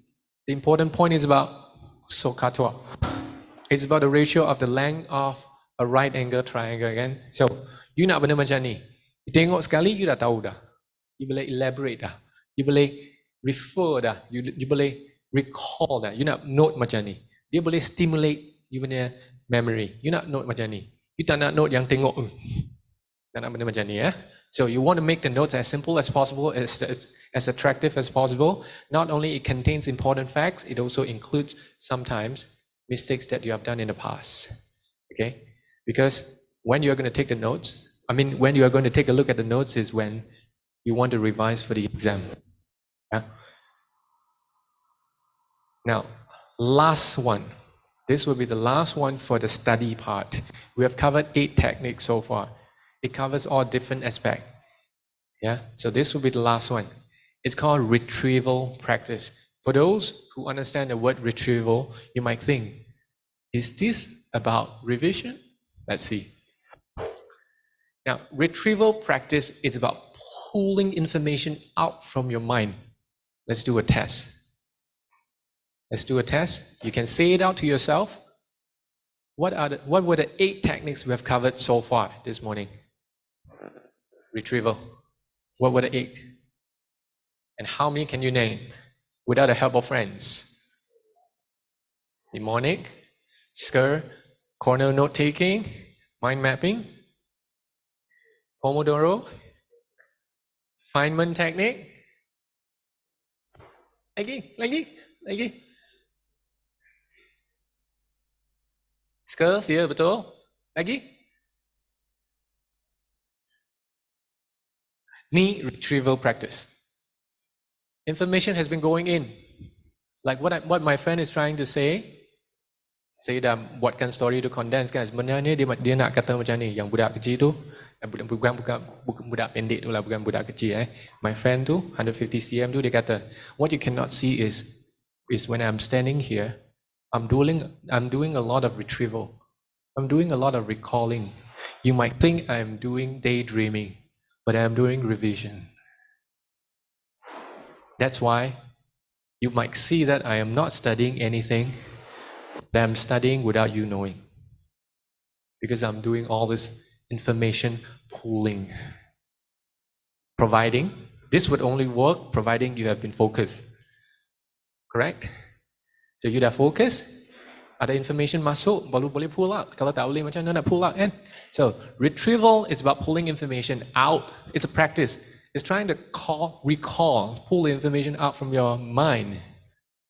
Retrieval practice is not about giving new information. It's not. It's about exercising what has been going in, you're trying to take it out. Yeah? It is not about lecturing. Retrieving ni boleh buat bila-bila je. Masuk tandas boleh. Jalan pergi mana-mana boleh. Jangan tengok. Retrieval ni can happen any single time, providing it's not under a life-threatening situation, such as driving or walking or crossing the road. You can do revision any single time. While waiting for your friend, while waiting for the toilet, while you're inside the toilet doing business, whatsoever, retrieval anytime. It does not mean revision, you have to sit on the chair in front of the desk and this is called revision. No. Retrieval anytime. Anytime. Yeah? So, next. So, we talk about retrieval practice. I think I didn't hear, correct me if I'm wrong, space repetition is one of the techniques we covered just now, right? Now, if you were to practice the SCR questioning part, if you practice the retrieval session just now, the retrieval exercise, you could have asked a question. And the question is, what's the difference between retrieval practice and space repetition? Then, you see, I will try to use a 3-year-old way to explain the difference to you. Retrieval practice is about what you do. So what do you do during retrieval practice? Pull information out from the brain, right? Space repetition is about when you do this. So dia lain, no? Nampak ataupun sound similar, but actually they're different. One talks about what, the other one talks about when. Combined together, when do you need to do the retrieval practice?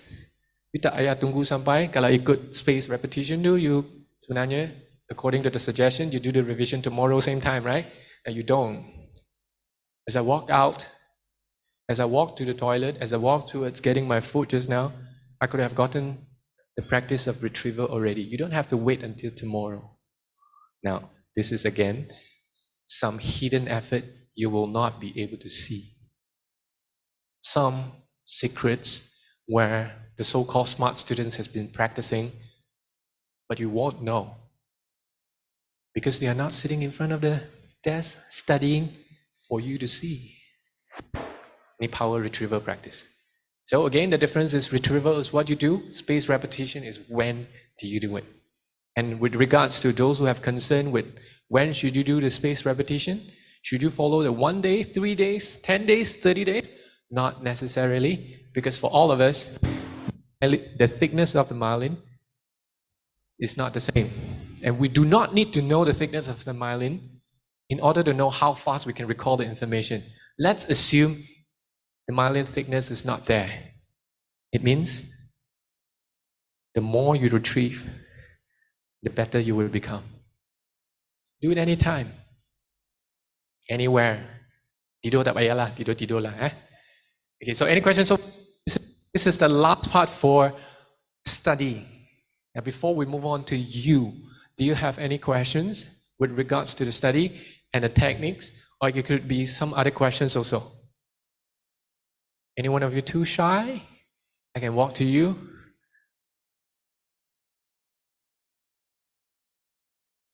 Because coming up next, we're going to talk about you. You are here for a reason. I was having a session with Kak Niza just now. Some of your friends, a small group of them, they decided to go Kuantan for a day off, right? But all of you decided to stay back here for whatsoever reason. I'm going to make that happen for you. So, if you have questions but you dare not ask, you can ask me later. And as of now, we have already finished the study part. As the program suggests, it's about study, and you will talk about 9 studying techniques. The slides will be given to you, and if you are ready, we're going to move on talking about you yourself. The whole idea about this you part is, by a show of hand, please correct me if I'm wrong. How many of you, since young, when you gained your consciousness, when you went to kindergarten, nursery, primary school, secondary school, tuition center, swimming academy, whatever, wherever you go to learn something, whether it's about skills or whether it's about knowledge, have you ever learned how to learn? Let's put up a hand. My question is, whatever learning institution that you have been to so far, have you ever learned how to learn?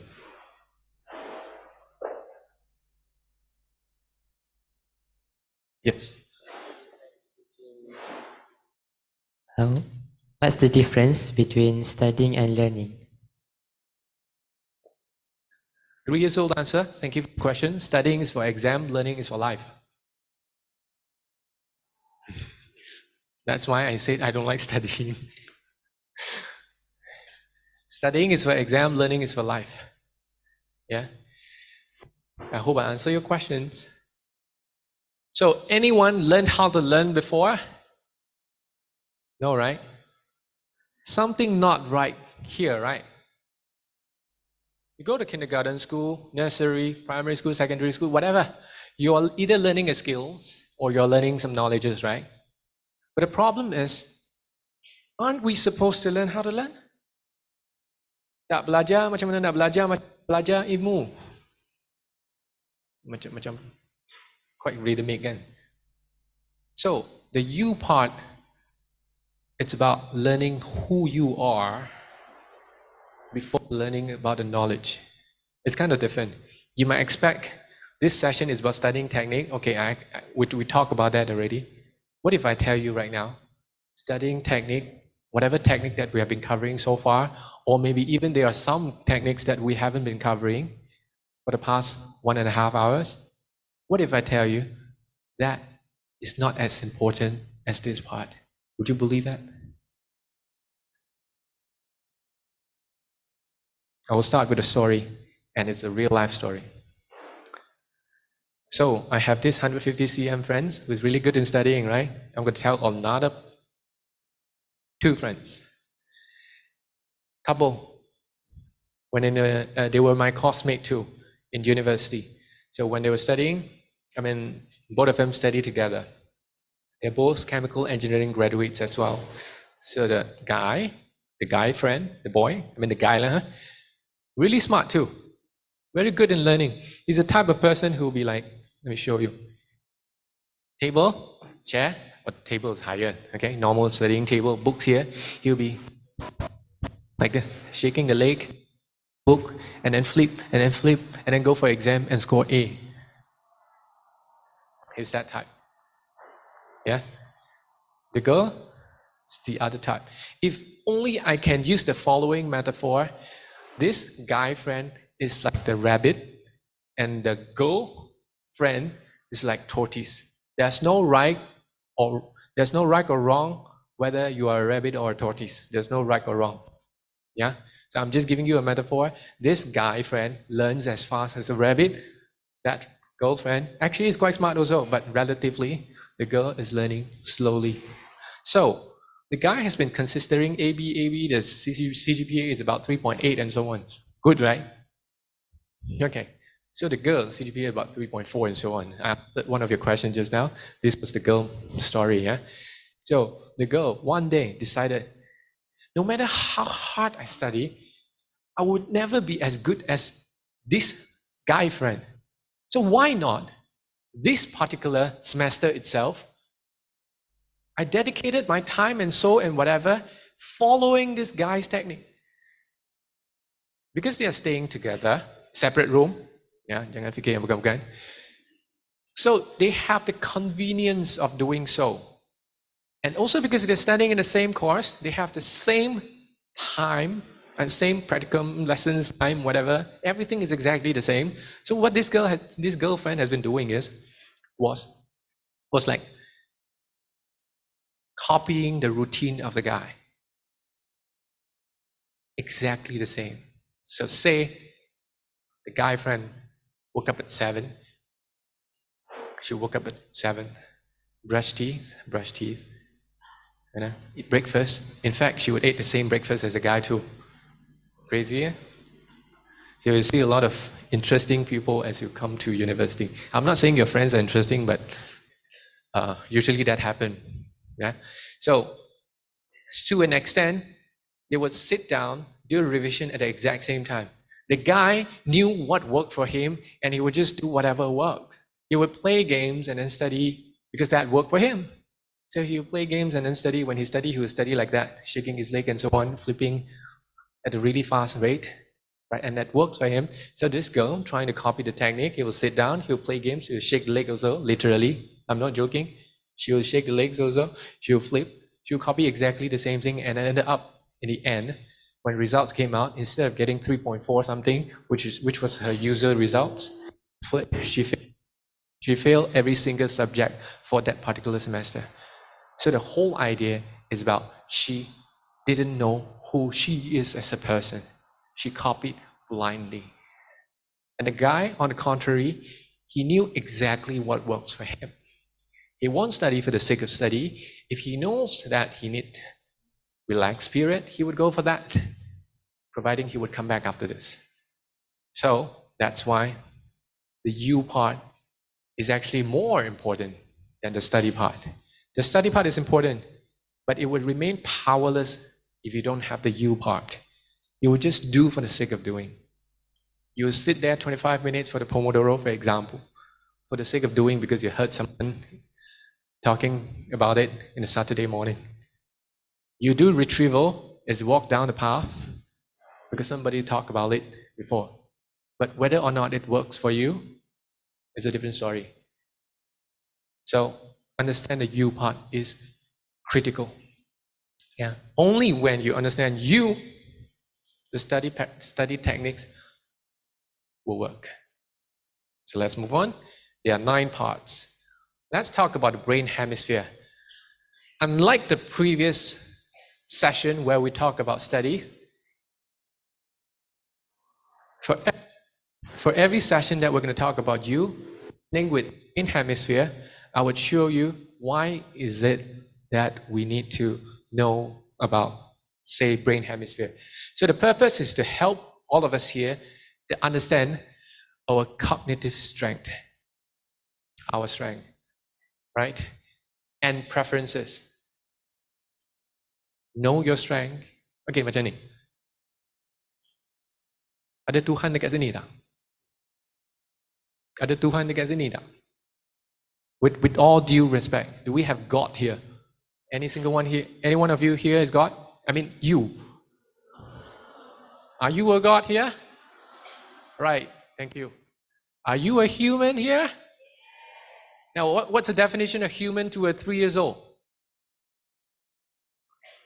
Human is not God. So what's the difference? God is perfect, right? Human has weaknesses, right? Right? And we do, even though we have weaknesses, we have strengths also. So the idea is about, do you know what your strengths are? So brain hemisphere is about that. It's really simple. We start off with this thing. Left brain, right brain. Are you driven by left hemisphere of your brain or right? Do you know about this? Are you sure? Okay, basically the introduction of this brain hemisphere is if you are left brain driven, you are like an analytical, logical, sequential. You love languages, you love science, you love math, you love computer, you love programming, right?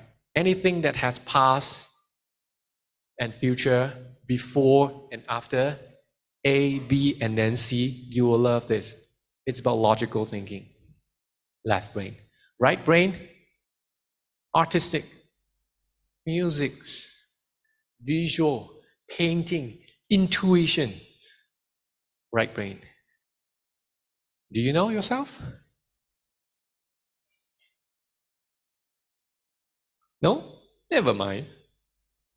That's why we are here, right? Okay, if you're left brain, honestly speaking, this is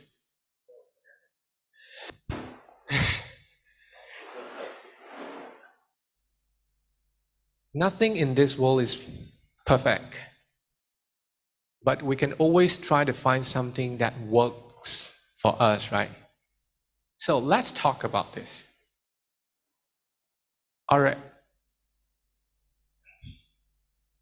I'm going to ask yourself the same question.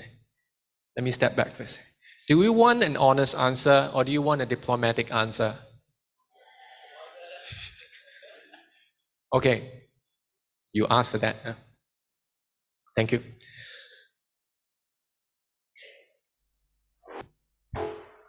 Education system is not set up for the right brain person. But don't worry, it's not end of the world. I'm just trying to tell you the truth. Education system is not designed for right brain person. It's designed for the left brain person. Why? Because we need someone who can follow the sequence, follow the order, and do things in a sequential manner. Don't jump the steps. That's why you're learning math, science, English, and so on. I'm sorry, this is truth. But it doesn't mean it's the end of the world. Truth. But once you know the truth, you'll be able to find your strength and adapt with the environment. That is another truth. Okay? So that's why if your result hasn't been good, check you're a left brain person or a right brain person. I'm not trying to tell you when you go home, mak tengok. Jangan salahkan saya. Don't blame myself because my result's not good. I'm a right person. That's not the purpose, yeah. Okay? That's not the purpose. I'm just trying to tell you, basically when we're talking about science, math, and English, statistic, subjects like this, it requires predominantly the strength from the left brain. And it can be cultivated. The strength can be cultivated. It can be trained. That's why we have school. It can be trained. If you are a right brain person, the left brain can be trained. If you are a left brain person, the right brain can be trained. It's just the preference that we have. Okay? Any questions so far? No. Right brain person is more on artistic, spontaneous, musical, right? Intuitive. So if you're a right brain person, if you're a musical person, for example, which is of course right brain driven, right? So how do you put it into your study? Periodic table tu contohnya you nak memorize kan periodic table macam mana? Buatlah satu lagu untuk periodic table. Boleh juga kan? Tak semestinya nak memorize macam tu. Boleh je. It depends on what you do with your strength. Yeah? So, now this is what I meant with you don't need to copy the notes. Of course, it's my job to ask the question. You might not have the answer, which is perfectly normal. In the end of every part of the you, like for example, this brain hemisphere, I'm going to put up the QR code just like this. You can scan. It will link you to a website. You can do the test yourself, and it's free. Once it's done, you would have banyak nak buat sekarang ni, nak curious dah kan? Okay, curiosity is a good thing. But never mind, you do. Okay, but I will suggest you do later because more coming up next. Because like I told you, you have the slides. You can do it at your spare time. I am left brain driven in case you're curious. Okay, find out yours. This is the QR code. So if you have no questions for our left or the brain hemisphere, we're going to move on to the second way to understand ourselves more. Learning inventory. In the past, I used to call it VARK, which stands for visual, auditory, reading and writing, and kinesthetic. The previous generation called it VAK. But up until this decade, they have another R element that comes into the picture. So basically what learning style inventory is, well, the purpose is to optimize the study strategies. Okay, the definition, you can read it for yourself. I'll try the 3-year-old method. That's my job, right? Presenting in front of us, let's say there's a subject or there's something that we need to learn. Something that we haven't seen before. Or maybe we've seen, but we've partially seen it. We don't know the whole thing. We want to learn it. And this piece of information, we need to get into our brain, right? Tapi tak ada USB port. Tak ada Bluetooth. Tak boleh airdrop. Macam mana? Visual. Information can go through your brain, go into your brain through your visual. Or it could go through your auditory. Or it can go through your brain through you copying the notes and so on. That's reading. You can, another one, experiment. Go to your brain through kinesthetic experiment. You do it. Okay? So this is how information can get into your brain.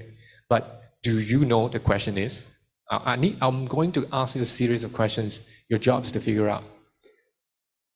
Do you know which way is the best for information to go into your brain?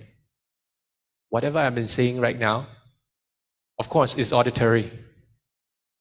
Whatever is presenting on the slide, of course, is visual. It's impossible for you to move around because you are in this setup. But the problem is, do you know what's your strength? Does information go into your brain better in terms of picture or audio? Do you ever seen someone sitting there, listen to teachers, and in the end he or she would know every single thing? Most probably he or she is an auditory person.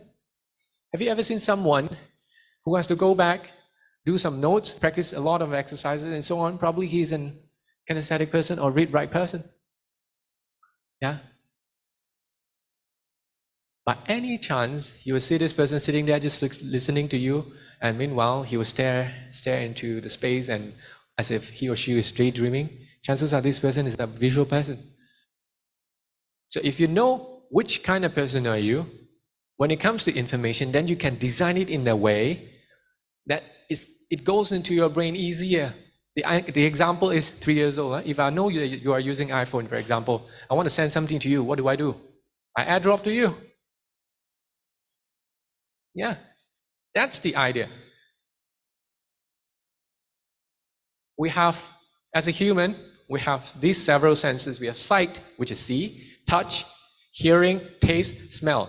Again, you want the truth, right? You can't taste your textbook. So you only rely on the feel, like see, touch also, honestly speaking, not much. unless you do your exercises or experiment. Takkan setiap lecture pun buat eksperimen kan, itu pun kurang sikit. So it depends heavily on sight, which is seeing and also listening. Okay, if your predominant skill is these two, then congratulations. I mean, I'm not saying if you are one, you are not the others, yeah? This is preference. Like for example, I'm giving you an idea. I did the test. I'm a visual person. If I were to close my eyes right now, a few years later, a few months later, I will still remember this picture. Because I am a visual person. So, bila baca buku tu, kalau semua teks mati saya. Sebab apa yang saya kena buat? Draw. I'm a left brain person, right? I'm not a right brain person. Lukisan saya tak cantik. Tapi saya visual, macam mana? Draw juga. Tapi draw stickman. What? You will laugh. But when you make it interesting, you remember. Even though it's just a stickman. How many of you, semua belajar history sebelum ni kan, sejarah? Ada tak? Suka tak sejarah? Suka? Cikgu tu macam mana dia ajar? Gambar? Story? Baca? Hafal? So that's the idea, yeah? So yes, I'm trying to tell you I'm a visual person, but it doesn't mean I'm not an auditory. I'm also auditory. But my preference, my strength, what works more for me is visual. Ada benda penting yang saya nak ingat, saya tengok gambar. Dengar je tak boleh. It's not working for me. So find out your version. So what if you are an auditory person? Macam mana? Ada textbook. Engage yourself in a group discussion. Too dangerous, okay? You read it to yourself. Jangan malu lah, you record, pakai phone kan, you record, you read. Ataupun you scan, turn text into audio, ada juga benda macam ni. Ataupun lagi satu, yang ni bahaya jugalah, depends on your self-discipline. Pergilah YouTube, cari content yang you nak belajar tu, you dengar. Ada visual, ada auditory lagi best. Combination in two. So it's about understand yourself and use the right way to get the information input to our brain. Okay? Visual. You will get the slide, you can take a look, but this is basically some explanation to what can you do if you are a visual person. Well, what will work? And how do you know by looking at your friends whether they are visual or not? That's another level. If someone, you notice or not, if you read the slides, if someone speaks fast, chances are they are visual. Why? They have picture in their brain. The speed of them talking is not as fast as the picture, so they talk fast so that you, as the listener, will be able to get the whole picture. That's why they talk fast. Yeah, that's the idea. Auditory. They will talk slow, precise. There's up and down. Okay? They love the rhythmic of everything. They prefer a group discussion. Kalau nak sampaikan satu information kan, dia orang tak suka teks. Dia suka apa? Call. Ke voice message. Ada apa kena mengena dengan study tak? Sebenarnya ada kan. Kinesthetic kena buat. I'm not sure if you have this misconception, but sometimes some people would think, if I'm not visual, if I'm not auditory, meaning if I'm sitting in a lecture hall, if I listen to the lecture, if I cannot understand, I have to do a lot of exercises, right? I have to copy some things, right? I have to make sure I develop the muscle memory, right? And then I'm not sure if you have this belief.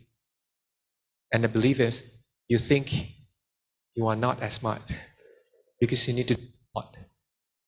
You are not like your friend who listen, then can understand, who see, who read, who look at the picture, then can understand.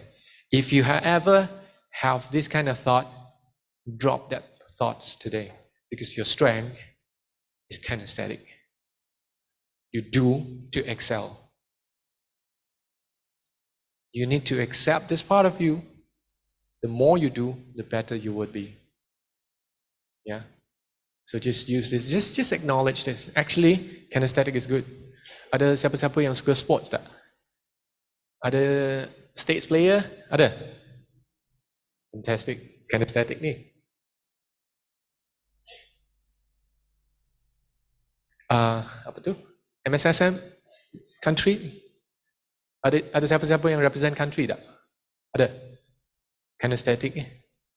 Dalam sports. Okay, you can also use it in study. How? Well, this is what we're trying to work in our school also. Realizing majority of the students, some, not all, most of them, they will be visual.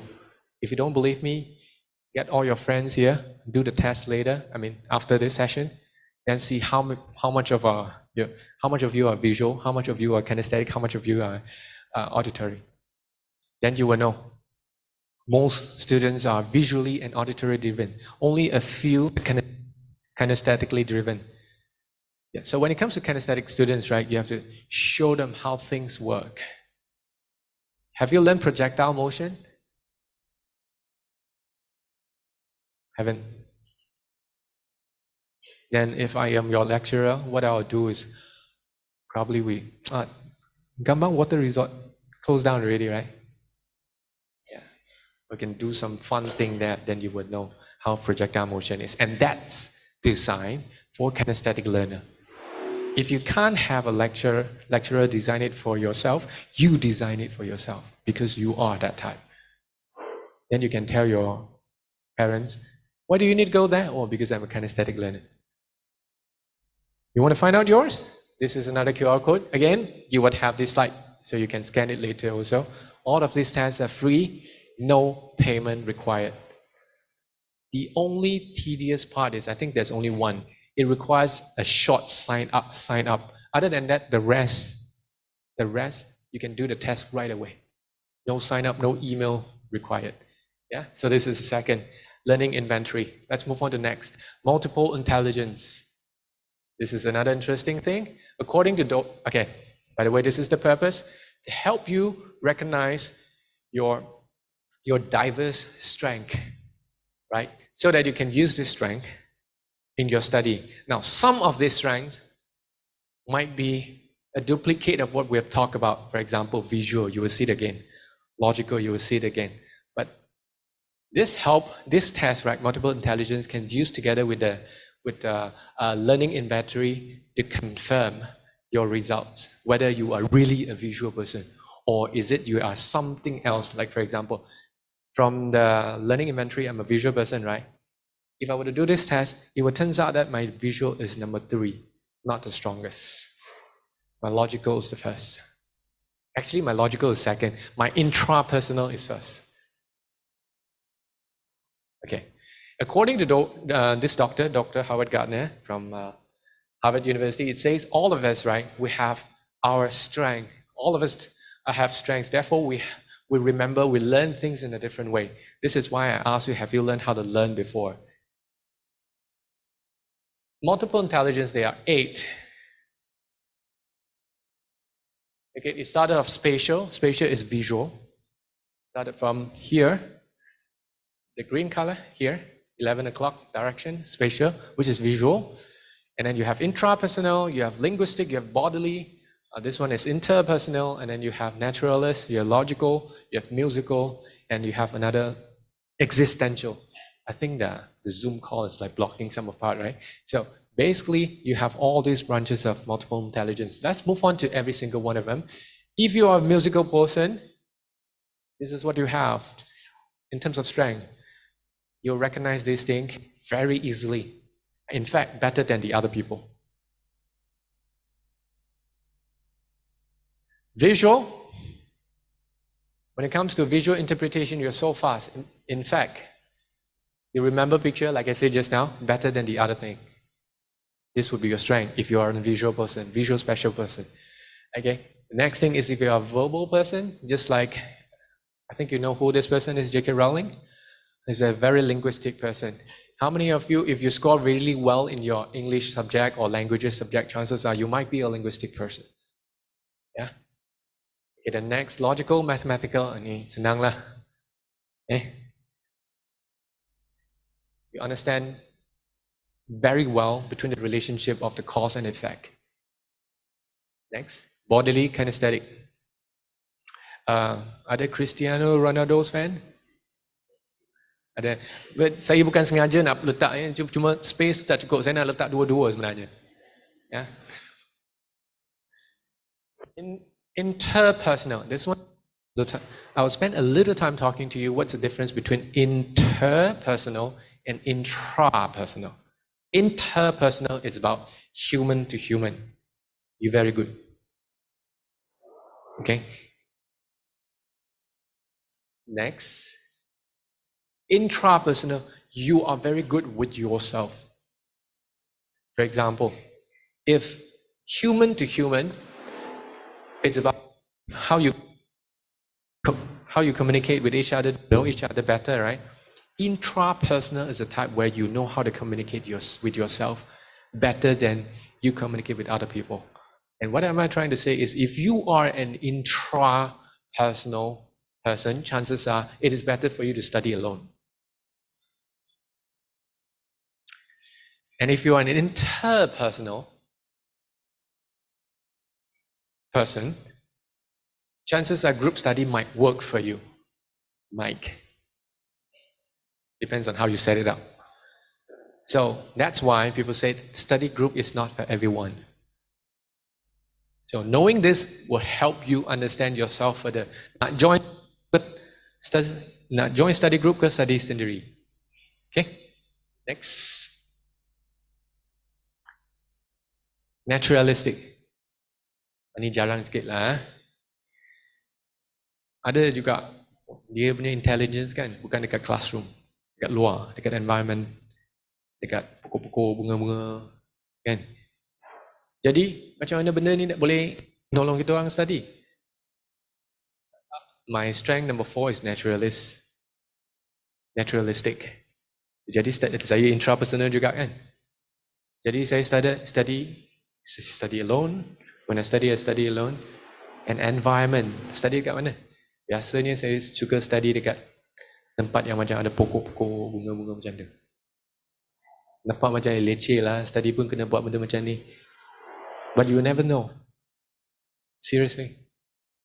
You put yourself in an environment, right? The motivation to study would come automatically. Pernah tanya kan, nak motivation tu macam mana nak datang? Buatlah benda yang betul.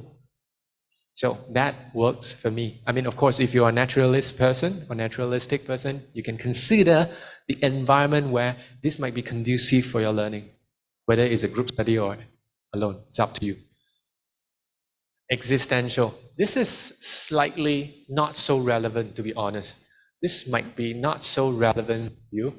It's a form of intelligence, but it's not so suitable for school. It's about those who have this intelligence, they usually go towards religions, development, and so on. They would ask, why is it that human exists in this world? Why is it that we are here? What do we need to do before we leave? There's this type of intelligence, but of course, like I repeated many times just now, it has little to do with your study. Not as much, at least. Yeah, but no harm to know, right? Never know. If you want to find out yours, there's another QR code for you. And let's practice retrieval practice. How many how many techniques we have learned so far in understanding ourselves? 3. First one, brain hemisphere. Second, learning inventory. Third, multiple intelligence. Now, this is where you can straight do retrieval practice. Yeah, it's useful. I mean, you can do it anytime. Okay, let's move on to the next one.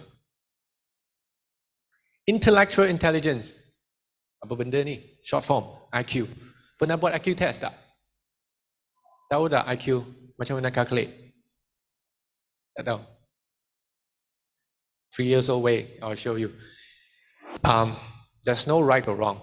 In fact, IQ is, almost all the knowledge, right? Almost all, not all, but almost all the knowledge are human derived, including IQ calculation. Until someone is better in this area, comes up with a new formula, Otherwise, we would always have something to fall back on.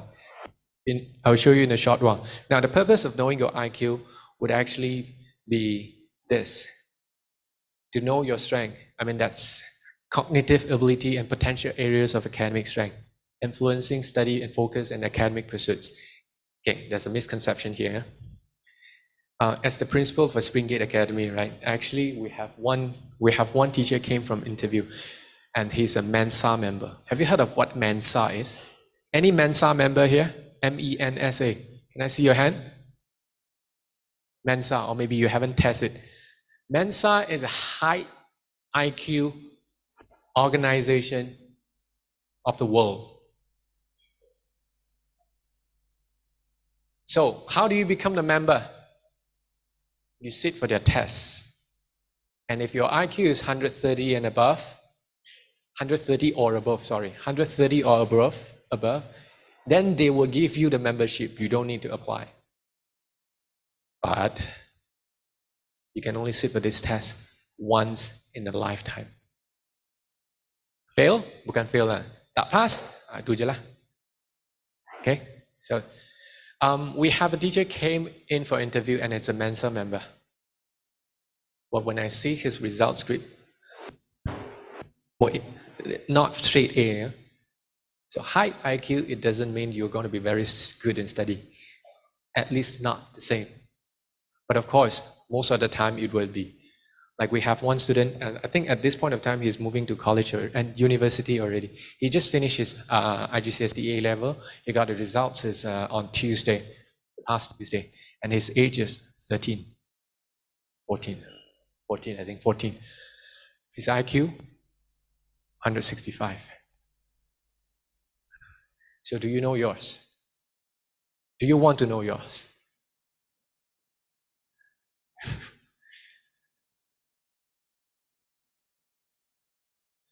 Now, this is the normal distribution of the human intelligence. So basically, what this Mensa would usually do is, they'll take a lot of people, of course, they recorded down their age. At this age group, contohnya, umur 20, worldwide, 20 years old people, usually what they should know, right? What 20 years old should know. Okay? If they are 20 years old and they know about 20 years old stuff, their IQ will be around 100. That's normal. Okay? Normal. Okay? When you look at that, okay, left and right, you just take a look at this. In the middle, it starts off with 100, right? That's normal intelligence, normal IQ.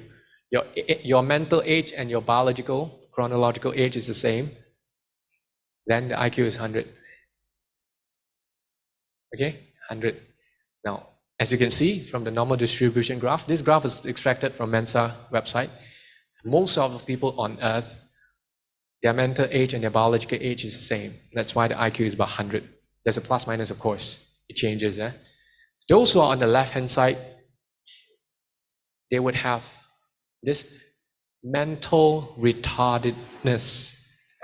I mean, you might not have a good experience with the word mental retard, but the meaning is they are slightly slow when it comes to processing information. Of course, on the contrary, towards the right-hand side of 100, you will see that there's 115, and 130, and 145, right? The cutoff point for Mensa membership is here. I'm not selling the membership here, by the way.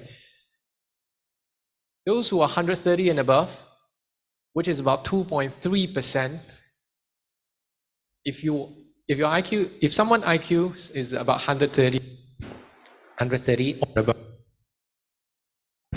that actually means you are the top 2.3% smartest person on Earth. Okay, this is according to Mensa's definition. And see, average, higher average, superior, very superior. You know who this is, right? Albert Einstein. Some say Elon Musk has a high IQ of 200 or something. Or how many of you watch Iron Man or whatever movie that Iron Man has? You know what's Iron Man's IQ? Of course, it's a fictional character, but you know what's his IQ? I think 200 something. But of course, that's a fictional character we're talking about. Okay, so let's take a look at it. So I was talking about the formula. How do you know your form? How do you calculate IQ? Basically, the formula given was if you get your mental age divided by the actual age times 100% times 100 times 100, then that means that will be your IQ. For example, if I'm 10 years old, I know 12 years old stuff. I'm 10 years old. Biologically, I'm 12 years old, but I know 12 years old stuff. It will be 12 divided by 10 times 100. Then my IQ will be 120. That's how they do the calculation. Okay, but how do we measure the mental age, isn't it? You do this here. The QR code here will direct you to the link from Mensa, and you can do it alone. I think the test is about 28 minutes. I forgot already. You can do it yourself to find out your IQ. And this is another way for you to understand yourself. Some of you might have this question you might wanted to ask. So let's address that. Can IQ be trained? You want to know that? IQ can be trained. Logical thinking. It's fact where if a kid were born with really high IQ, without proper training, this high IQ would become a normal IQ. Right? If this is correct, the reverse would also be true. A normal IQ with proper training would increase. Okay? Any questions so far with regards to IQ? Mungkin banyak nak tahu kan? You do the test, you will get the results straight away the moment you finish the test. But the best way to do this test would be when you're fully rested. According to Mensa website, the best way to do the test is when you're fully rested. And if you want some extra boosters, you might have some berries. You eat some berries first to give this mental juice before you do the test. But regardless, the whole idea is to understand yourself, where your strength is and so on. Yeah. If you have no further question, then we'll move on to emotion. Yes.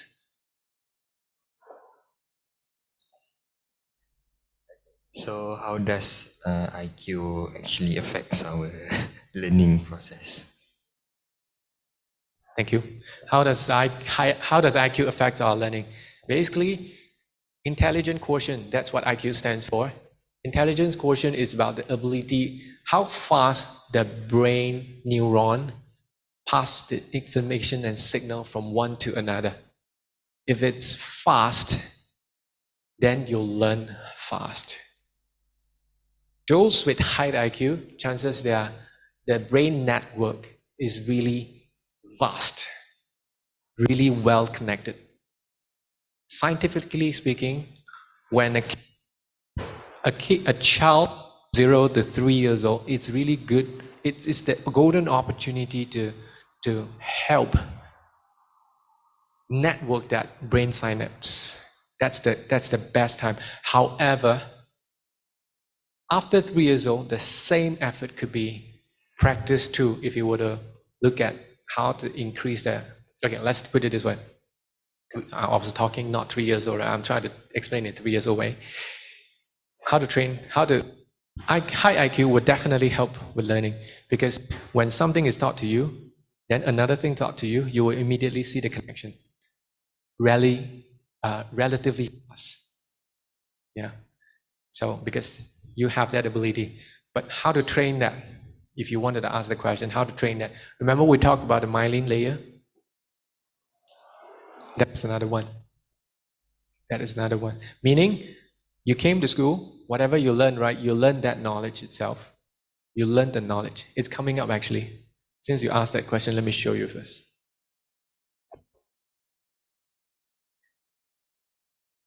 What's the difference between IQ and EQ? I will go back to EQ, but since you asked that, IQ is about, knowledge, every single knowledge you learned, and every single knowledge are connected, you know. IQ is about how well this knowledge are connected to each other. Yeah, you are not learning about the knowledge itself, but you are also learning about the connection between the individual knowledges. Yeah, and EQ is of course about connection with people. And the difference between knowledge and experience is you learn the knowledge, you came to school, you came to colleges, university, you learned the knowledge already, but some people would also tell you experience is equally important, if not more. Why? Because experience is about how do you link the knowledge together, how do you apply it. It's not about theory only. Theory is about knowledge, but experience is about practical connection of knowledge. Yeah. If you understand this, you would then know you can learn the knowledge through thinking, through question, through connecting the dots. It will turn into an experience, and that's how IQ can be trained, and in an oversimplified way. And of course, IQ is not the only thing that is important. It's just one aspect.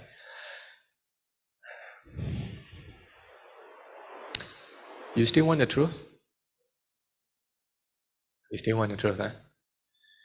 IQ is not the most important thing here. In fact, that's the least important thing. The least.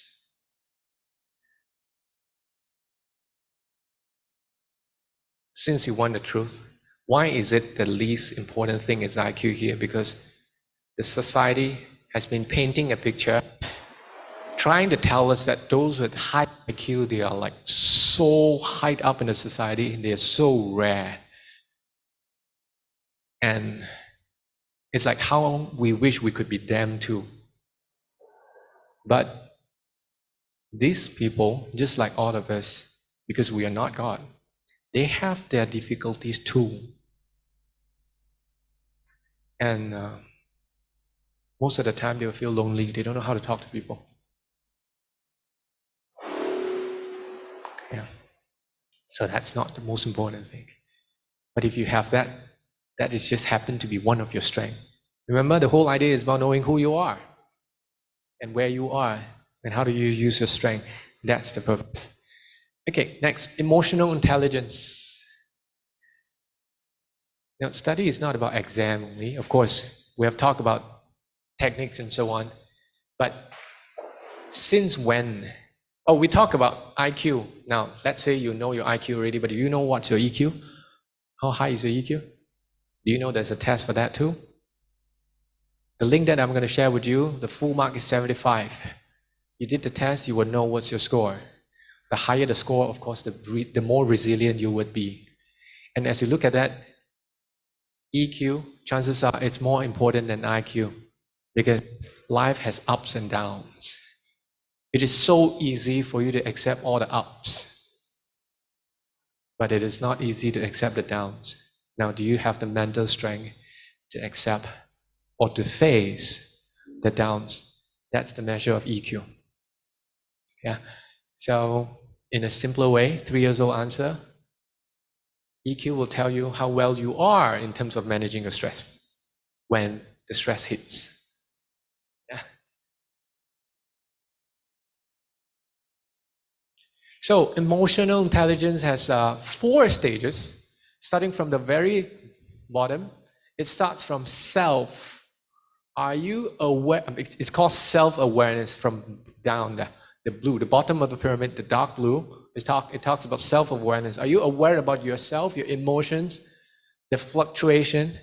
What will make you feel better? What will make you feel confident? What's your fear? So on, so forth. Are you aware of your own self? What's your ego level and things like that? Okay. What are your bottom lines?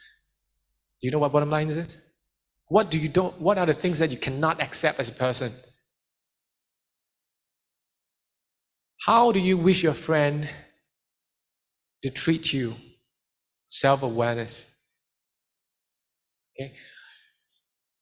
And moving up there, you have self-management. Once you're aware of your emotional level, like what makes you happy, what pisses you off, what shuts you down, what keeps you up, what keeps you excited and things like that. Once you have that awareness, then only you can proceed with the next level, which is you start managing yourself. What do I mean? Let me start off with myself as an example. In terms of, well, let me tell you the score first. Out of 75, my score is 72, and this can be trained too. My EQ was so low last time. Seriously. Why? I have an anger management issue. It has another story. It all started from home. I have a very low self-esteem. Maybe you can also imagine I came from that kind of family. You know, people actually don't look up upon us and so on. So I come up with a very serious anger issue. My wife could probably tell you a little bit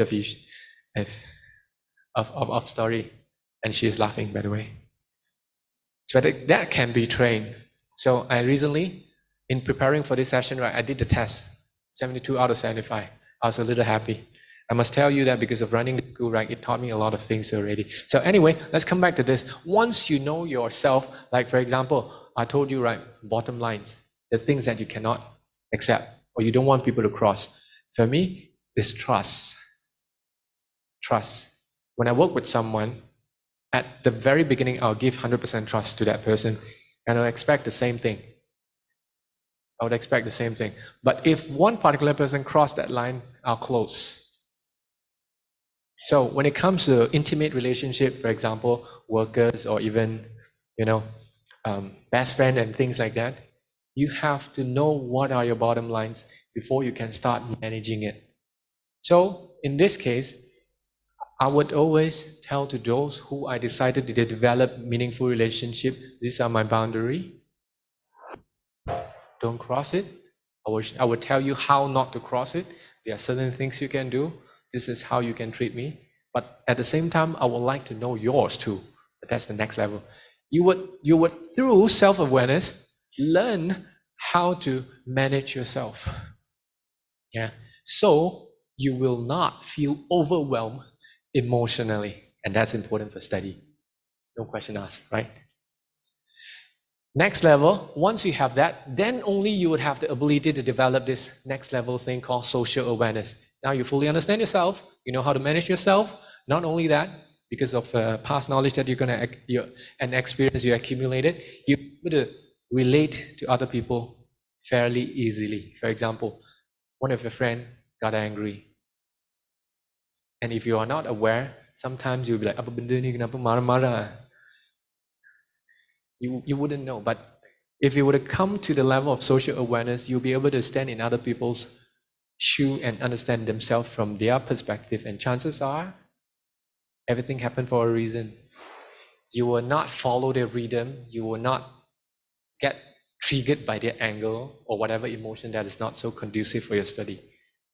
Okay. That is once you manage to manage yourself, you'll be able to manage the rest. You will move on having your self-awareness, managing your own self, having the awareness towards the other people, and eventually managing the other people. Like this is the, of course, expertise from one Asniza has that very high emotional intelligence, for sure.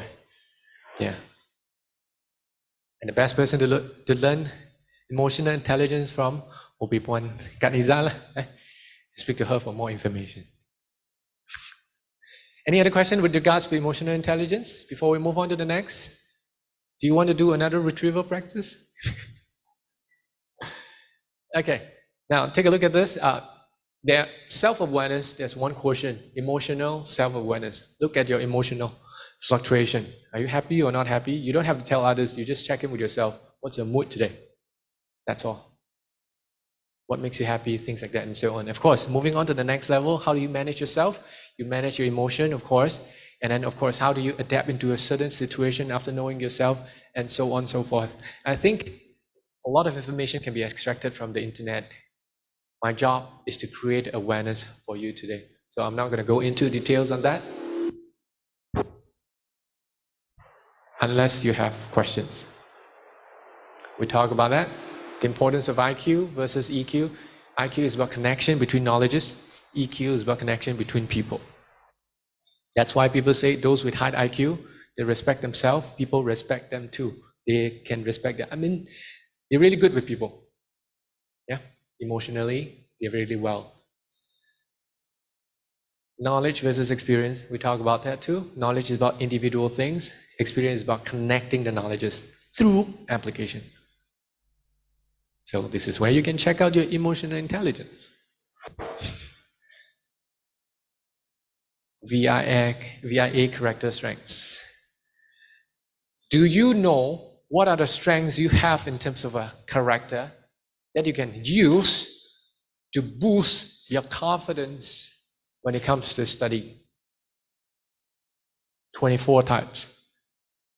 Too many to go through, but fret not. I know this session is short, but basically it makes up of six classes. As you can see, there's a class of wisdom, courage, humanity, temperance, and also transcendence. And the one at the bottom is already closed up. So, see, why should I care knowing about the strength? What does it have to do with the study? It's about boosting the confidence. It's about reducing stress. It's about increasing happiness. It's about accomplish goals. Strengthen relationship, whether with yourself or with others.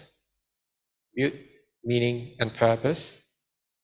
Manage problems, and of course, improve the study performance. Not work. You're not working yet. You can do this to find out your own strength.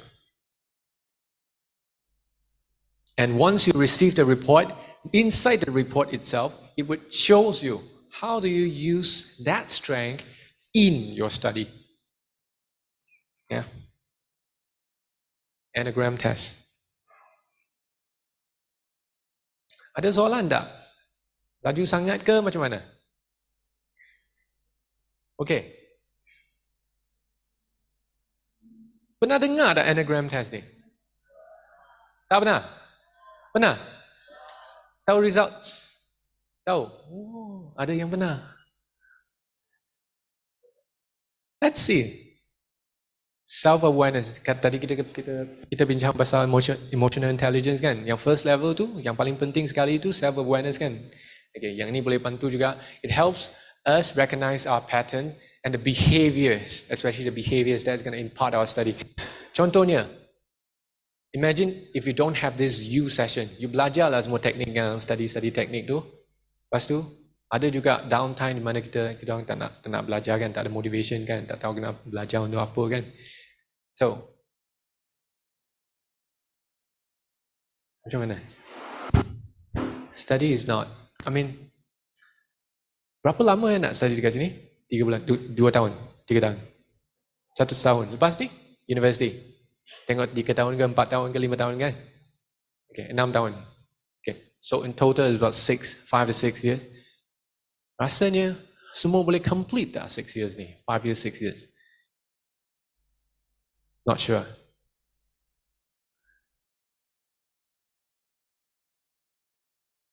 In the case where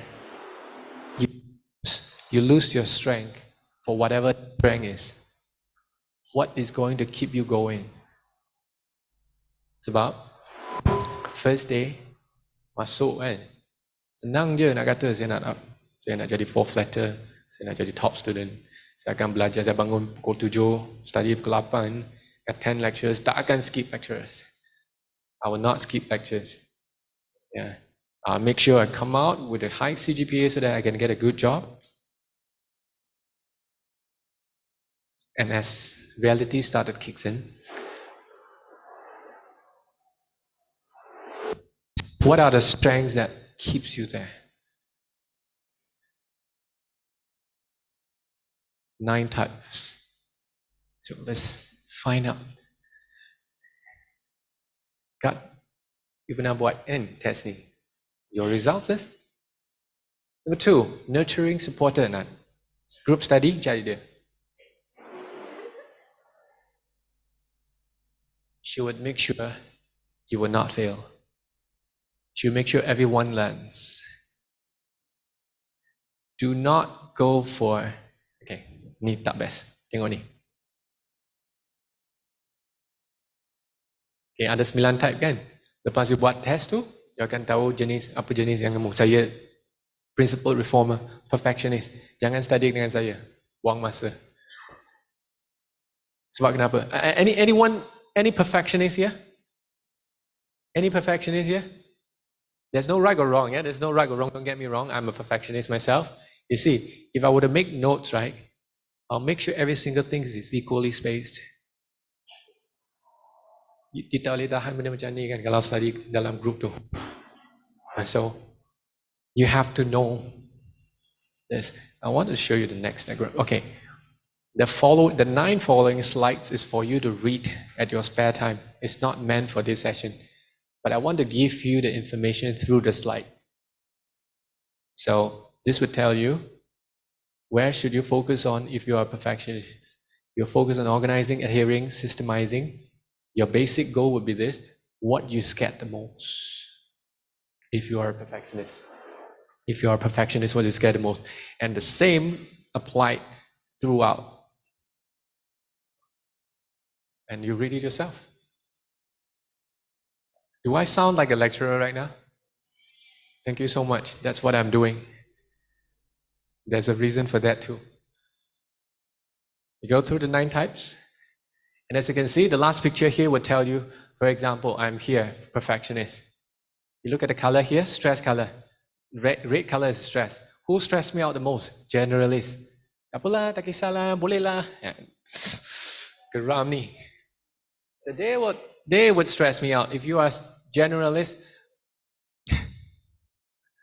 I will not be able to work well. But if you are a romantic artist biasanya dia pun perfectionist juga. Dia akan make sure semua benda cantik, betul, in place, proper. Senang. I mean, of course, this is just one aspect, and there are more, actually. So, for those who came from this quadrant, 8, 9, and 1, you are operated from gut. You follow your intuition. For those who operated from head, you are either generalist, loyalist, or thinker. These people is operated from head. They think, they reason. And those who operated from heart, for example, artist, motivator, and helper, they operated from heart. Yeah.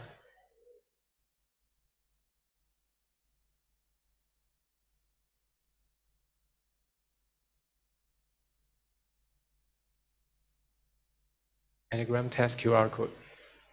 Banyak test.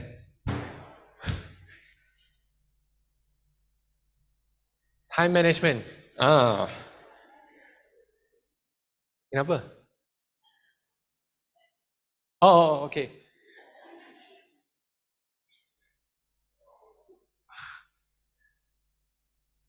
Ingat ada time management issue.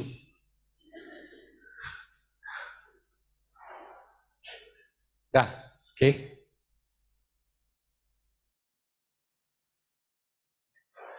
Right, time management. Senang. Skip definition.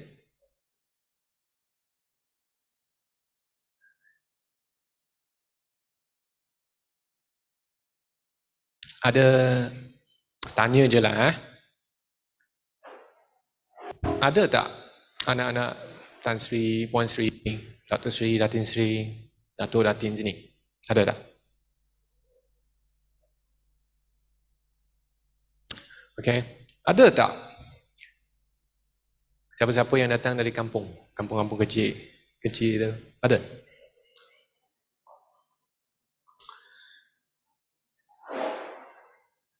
Rasanya kalau orang kampung tu berkawan dengan orang datuk, anak datuk tu macam mana perasaan tu?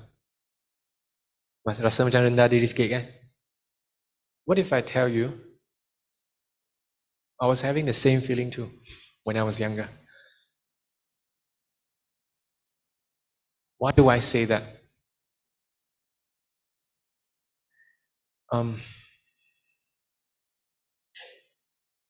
Kita cuba fikirkan ya. Anak siapa pun kan, banding dengan kita orang ni, Ya, kalau physical tu memang banyak beza. Tapi macam apa yang saya kata tadi kan, we have the common thing too. I think the world, despite a lot of fact that a lot of people is trying to say that the world is not fair, but I think there's still a little bit of fairness in that. And the fairness that we can use here is that all of us has 24 hours. Every single one, no matter how rich or how poor you are. All of us has these 24 hours. That's first resource every single one has. Right? That's the first fairness. 24 hours, every single one. No longer, no shorter.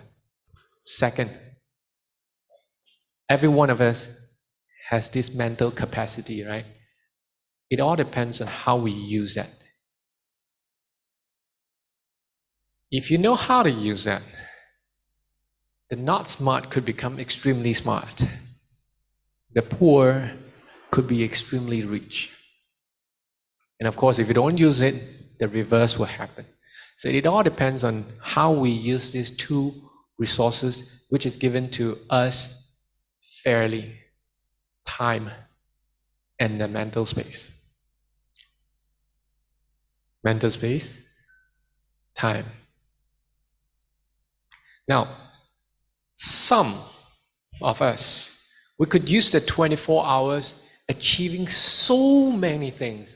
Like our friend just now, remember, there are 5 things: swimming pun boleh, drum pun boleh, baca pun boleh, social networking pun boleh, game pun boleh. Ada orang macam ni. Why? One of the aspects of his success is that he manages his time really well. He would only do things that will produce his results at the right time, using the right technique. From there, he manages his time resource real well. And of course, through this you part, understand yourself deep enough. Sometimes it might seem relevant, straight away relate to study. Sometimes it might not seem relevant. Tak ada connection pun dengan study kan, kenapa nak tahu kan? But you will never know. So once you know all this, you would be able to use the mental resources effectively too.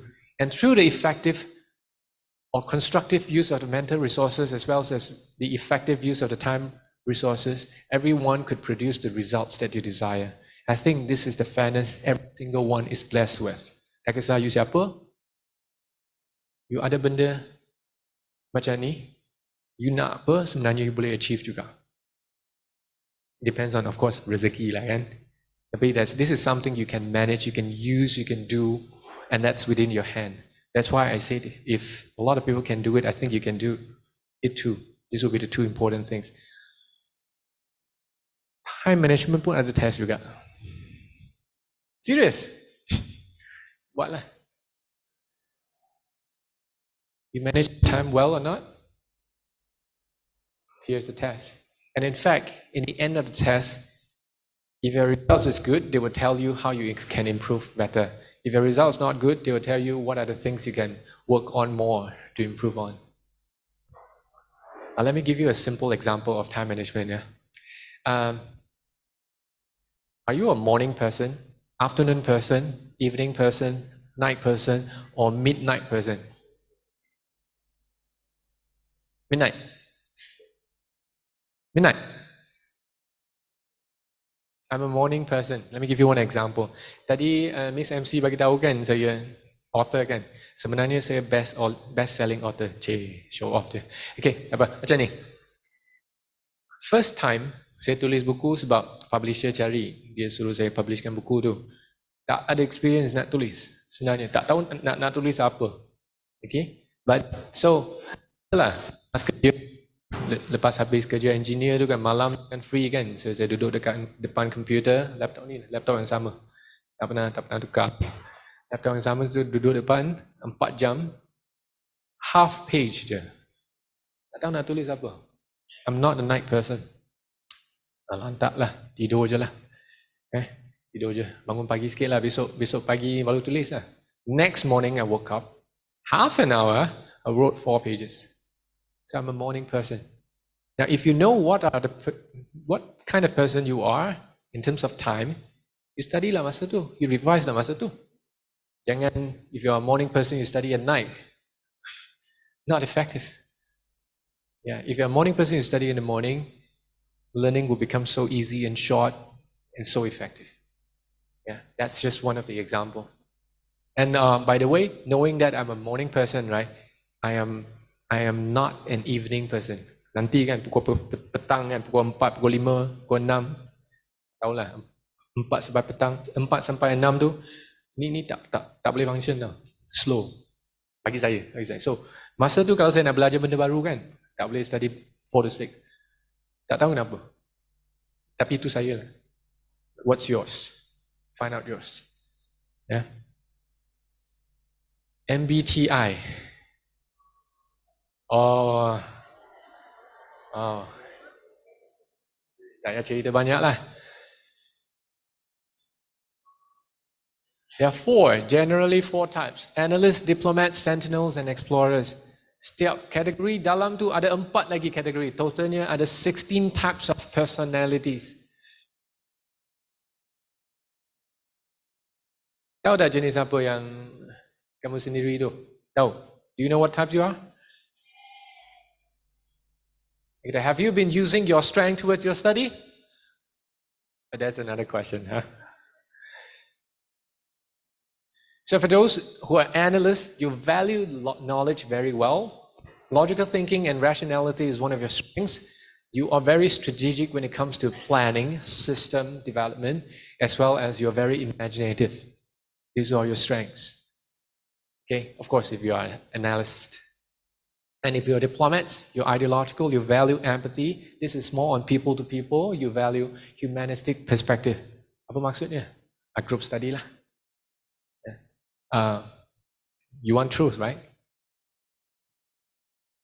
Studying in tertiary education, study untuk dekat college, study dekat university, lain tau dengan secondary. Totally.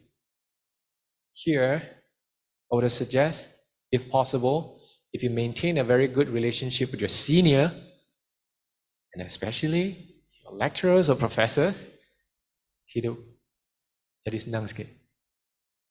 And these people, it wouldn't be a surprise if at the end of the term they stand up. Oh, by the way, jangan fikir apa yang bukan-bukan. They are not taking shortcut. They are just putting their strength into use. For example, I have a friend, diplomatics. Lecturer suka je dia. Satu MBTI and multiple intelligence, interpersonal juga. Study dia tak boleh study seorang. Biasanya so dia tahulah dia sebab dia emotional intelligence pun tinggi kan. Jadi lepas buat test macam ni kan, dia tahu kalau nak study tu strategi dia macam mana. Contohnya dia akan identifykan area yang dia tak faham tu, lepas tu dia akan pergi jumpa lecturer, ajak lecturer makan ke, belanja dia makan ke, lepas makan ajarlah kan. Banyak sharing dia akan buat dekat sana. So this person, this friend of mine, she would have extra sharing from lecturers after she leverages her strengths. Ini salah satu contoh je lah. So if you're a sentinels, you prefer stability and predictability. So kalau kerja dengan study dengan orang macam ni kan, kata pukul 8, pergi je pukul 8. Kata study 2 hours, ikut je. Jangan tukar plan dia, nanti dia geram. Orang macam ni kan, practical, organized, responsible. Dibagi je tugas kat dia, dia mesti habisnya. Explorer, in tune with surroundings, practical, spontaneous. Saya tak tahu results kamu semua ni, tapi explorers jangan masuk dalam group ya. Study group, I mean. Nanti sebenarnya kena study waktu ni, tiba-tiba jom pergi Kuantan, habis.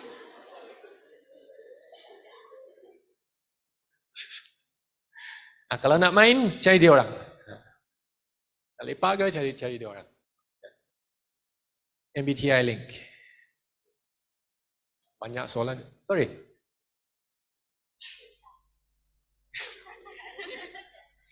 ISTJ.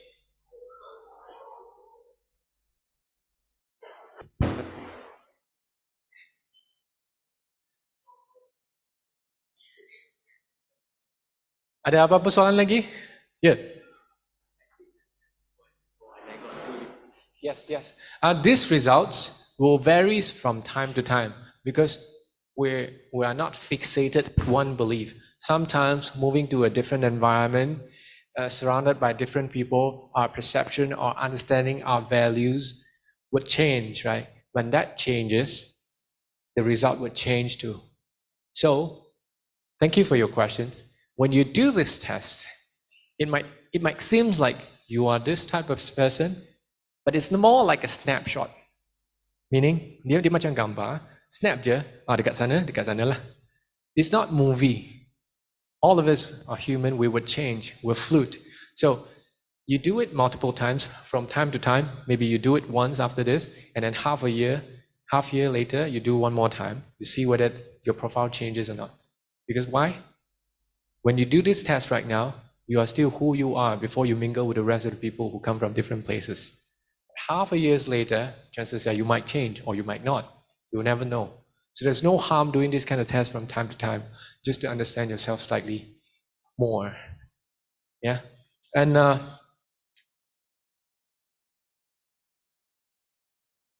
banyak tak information nak ingat ni? Banyak Rasanya overwhelmed tak? Tak? Serious? Okay, let's do retrieval practice. For the past 2.5 hours or 3, do you feel like it's like lecture? So many things you need to remember. You feel excited at the same time, wanted to learn new knowledges.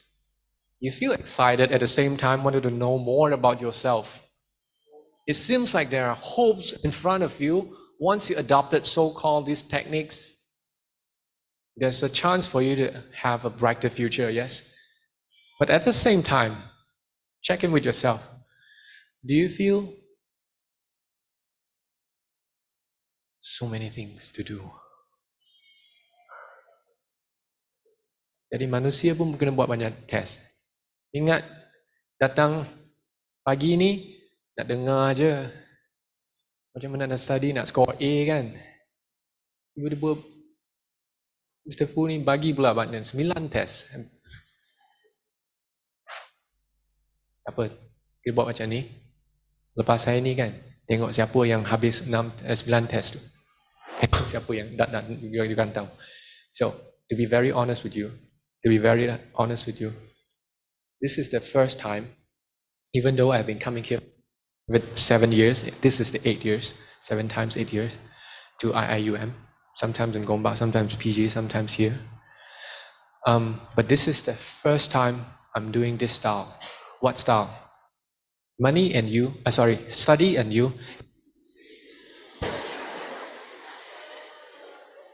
Study and you. It is still about study. It is still about you. So, but in the past, the way that I do the study is very detailed, but I only share 3 techniques. This time around, 9, 3 times more. And for the you part, last time I also do 3 only in detail, but this time around, I do 8 so far. There's 1 more coming up. The whole idea is this is being very honest, the whole idea is to simulate an experience that you're about to experience for the next 1 to 5 years' time. Because it will be the same. It might be the same. You feel excited at the same time. You feel worried about being confused. Sebab benda-benda yang you akan belajar tu semua mungkin baru. Excited and confused at the same time. So, macam mana ni? Ada shortcut tak? Sebenarnya, test tu apa yang paling penting sekali?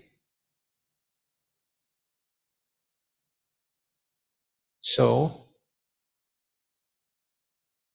whatever I talk about this morning, be it the study part, bukan money, the study part, or so far the you part, kalaulah, if I can condense everything into one single 3 years old technique for you, would you want to consider?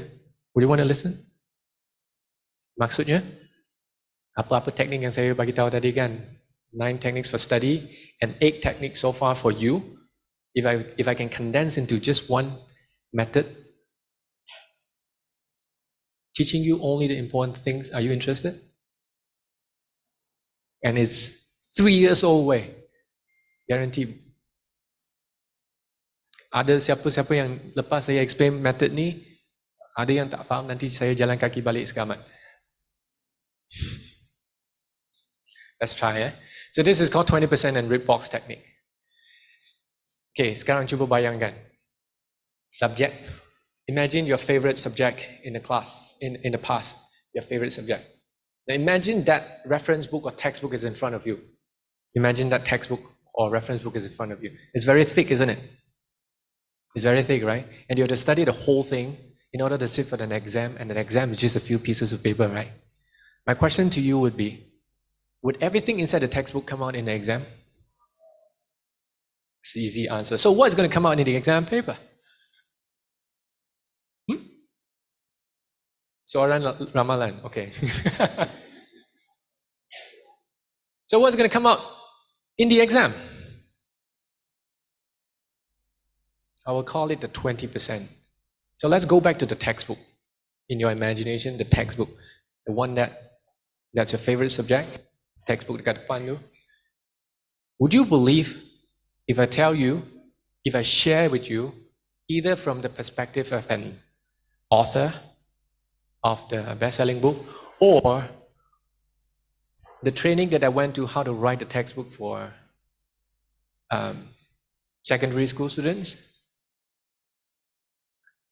If I tell you the book, right, there's a technique to write a book, and only out of any book, yeah, except okay, any book, there are only 20% important stuff. By 20% out of 100, by 20% important stuff, I am not saying 80% are not important. Don't get me wrong. I'm saying 20% are important, and the rest of the 80% are there to make sure we understand 100%. Percaya tak? You check any book later, any book you go find, there are only 20% important stuff, and the rest of the 20% and the rest of the 80%, they are there to make sure we understand the 20%. So it's going to come out in the exam. The exam is going to come out to test you on the 20%. They're not going to test you on the 80%. Because if they test you on the 20%, they will know you know the 80% and therefore 100%. If I'm too fast, let me repeat. Exam paper 2, they akan test 20% tu. Benda yang penting. Sebab kalau you faham benda yang penting, yang lain tu, you mesti faham. Sebab benda yang lain tu, the reason they are there is to explain why is this thing important. That's it. So tahu tak, buku tu mana 20%? Nak study mana? That's the first question. So imagine 100% lah, exam tu, let's say 100 marks lah, 100%, full marks 100% lah. Biasanya takkan semua score A kan, takkan semua score full marks kan. So let's say we get 60 marks. Maksudnya, we lost 40 marks, right? Solution number 1, kalau study tu, kalau revision tu kan, you score 60%, you lost 40%, bila you buat revision, jangan tengok 60% tu. Apa yang you dah tahu, jangan tengok. You don't look at the 60% that you already know, you look at the 40% that you don't know. Because by working on the 40%, there's a chance for you to move up your score. So you have to go to the question and ask the right question. Where did my 40% goes? Where did my 40% goes? And if you analyze it enough, you realize that most of the time, if not all, your 40% went to 20% in the red boxes. Maksudnya, markah-markah yang dah hilang tu, tak dapat tu kan, it either comes from the 20% because you do not understand it enough, that's why you didn't score, or you make some mistakes. And we call that the red boxes, the red fish there. Sebab silap, jadi tak dapat markah. Sebab you mungkin rasa, red boxes dengan 20% tu macam sama je. Dia sebenarnya lain tau. 20%. I did not understand the 20% enough. That's why I couldn't answer properly. That's why I lost the mark. Yes, it's part of mistake. But the difference between the 20% and the red boxes is red box, it's about mistake. Like mistakes can be divided into two. Some common mistake. Contohnya, semua belajar maths before kan? Ada tak siapa-siapa yang buat mistake macam ni? Expand A plus B square jadi A square plus B square. Mungkinlah ada yang sesetengah buat kesilapan macam ni kan. So, you can say you don't understand the 20% enough, or you can also say there's a mistake that you made. This usually we will call it a red box. So when you make this kind of mistake, your job, whether you make this mistake during exam or hopefully during homework, that's why you need to do homework. When you make this kind of mistake during homework, your job is to capture it, put it in your note. Now do you know why note is not only including the important notes, but also mistakes? You capture it with a red color pen. I'm not sure whether your lecture would allow, but you do it on your own at the side in your notes. You capture it, you put the first star. The first star. Star number 1, you put, the first time you make that mistake, you put 1 star. The second time you make that mistake, you put 2nd star.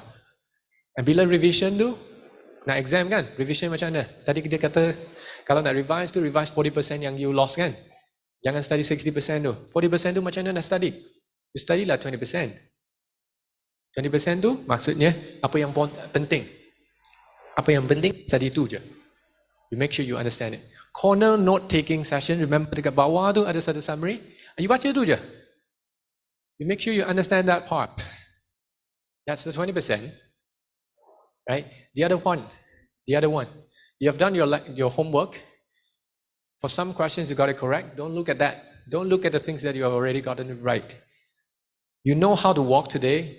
Next morning when you wake up from your sleep, you don't practice, oh, this is how I walk when my right foot goes up. But you don't, because you already know. So for the things that you already gotten it correct, do not revise on that. Don't worry about losing the marks from the things that you don't revise. If you know, you will continuously getting it right.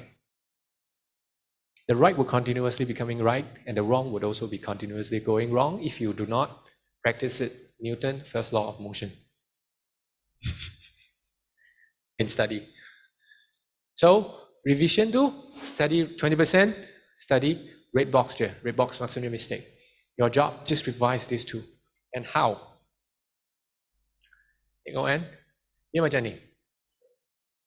Every single one of us would have our time, 24 hours in a day. And it's just like a river. You are here. Walking or running on a treadmill.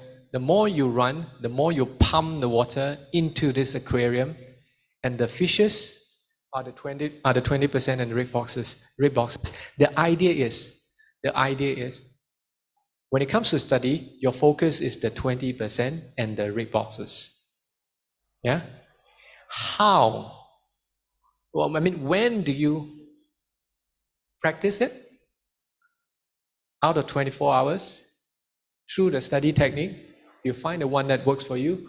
From the 24 hours, you find some proper time, you retrieve it, you revise it at the right time, knowing whether you're a morning, evening, or night person, using Pomodoro technique. Here, just revise on these small little features, the 20% and the red boxes. And you want to know something? This method works for a student which is 165 IQ, and it also works for a normal student. We have an experience of a student who came in last year, 2 years ago. This student came in 2 years ago at Form 4, studying national syllabus. He came to our school, changing to international syllabus. So she started with year 10. And then she studied for about 1 year. At the beginning, when she came in, right, her result was like at the middle of failing. Everything was like failing. So 1 year time, adopting this studying technique, her IGCSE result came out 8 subjects, 4A and 4B, from failing in 1 year time, changing syllabus. So it's up to you whether you want to use it. Focus on the 20% and focus on the red boxes. Don't focus on the 60. Your grades will improve. This is not a shortcut. It is just we have been focusing on the wrong thing. Focus on the right. And I'm pretty sure you will improve. And of course, with that, I would like to just remind all of you, it's coming to an end already. I'd just like to remind all of you, the most important thing, if I were to conclude everything we've been talking about so far, the most important carry message that I hope you carry with you is that start from yourself. The more you understand about yourself, the more you will be able to come up with a technique that works for you. And sometimes it will be good to bounce idea with your friends because your friends might know you a little more. So you can develop a study strategy from there. And with regards to how to study, once you know yourself, you can go to the 9 techniques that I've shared with you just now. But otherwise, I would say the 20% in red boxes would definitely work. It has been, for us, we came up with this technique and used it in our school for the past 6 years, and it never failed so far. And the last secret I'm going to tell you, before we end this session today, remember this small little friend? He taught me this. This is how he learned. Every single thing. Game, drums, sports, studies, even social networking. That's how he excelled in that. Through the self-understanding and focus the effort and time on things that matters, the 20%.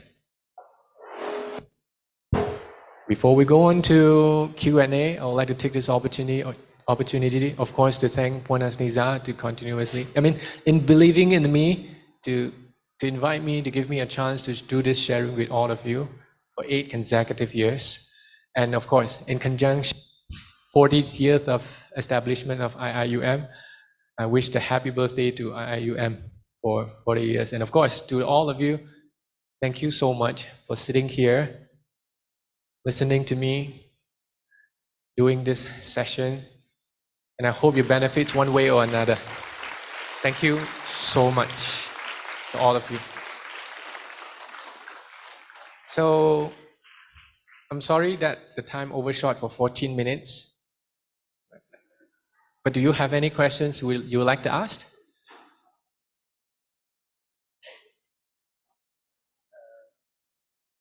This is just my curiosity, right? So, do you know when you are a last minute learner and then the people said, just, alah, dah nak ujian ni, kenapa kamu belajar lagi? Kamu kan tak pernah belajar dulu. So, what is your approach to that? Ya, exam tu penting. Saya belajar bukan saja untuk exam kan, saya belajar untuk ilmu juga kan. Ya, last minute effort memang last minute effort. Tapi depends on what you want to put the emphasis on. Somebody would criticize the last minute because they put the emphasis on the last minute. But I put the emphasis on effort.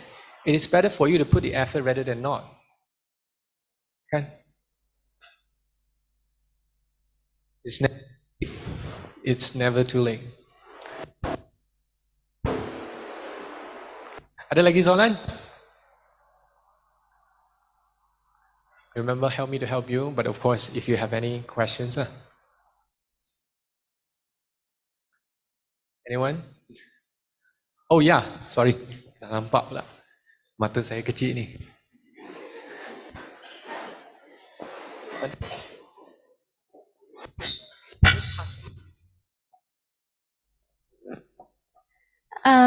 What study technique that you use and what do you think the best?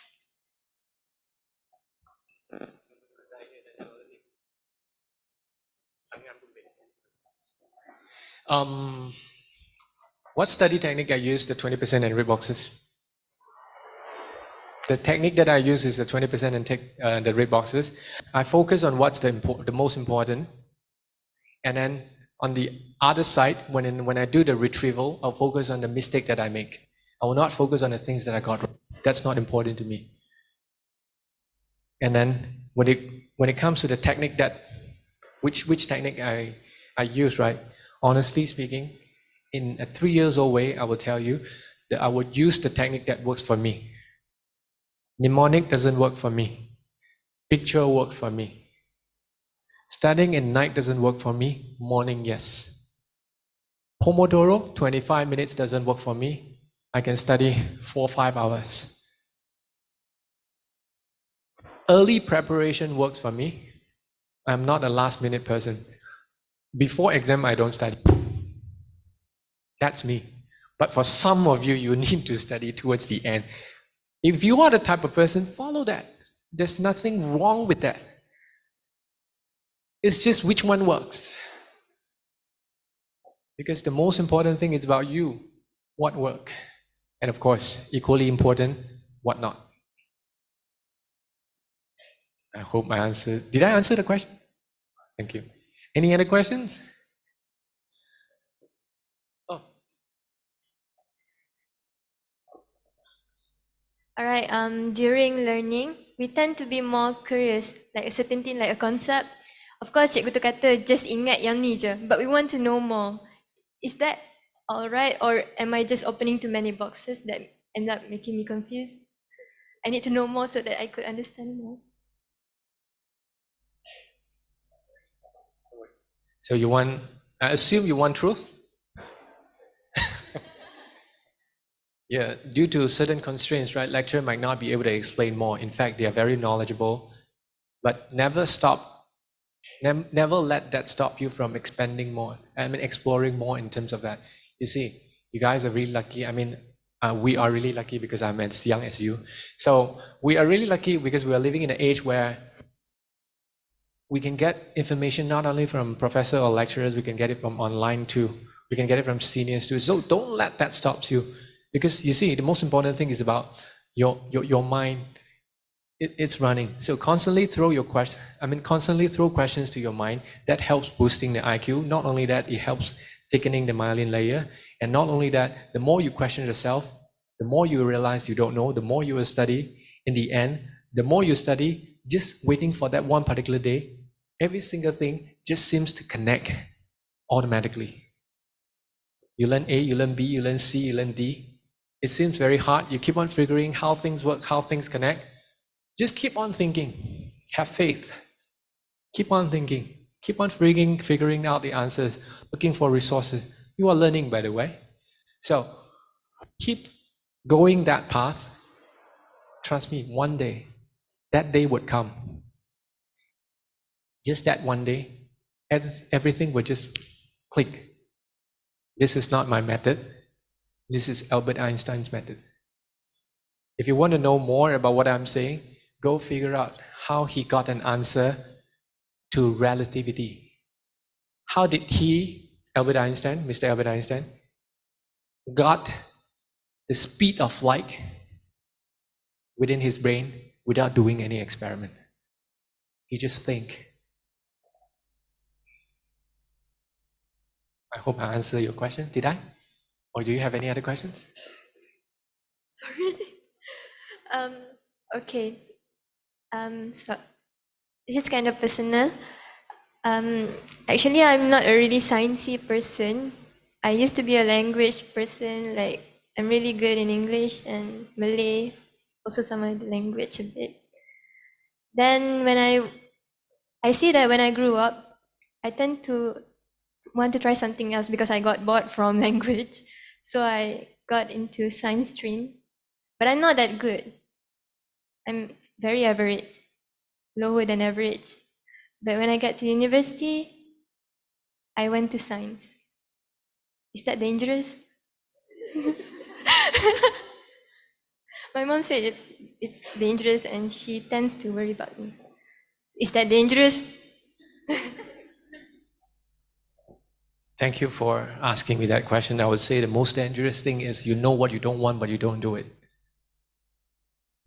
Life is too short. You have a calling. You want to try something, go ahead, as long as it's legal. Go try it. Remember mistake? It's fine. Who doesn't make mistakes before? I started off as a chemical engineer, and what am I doing right now?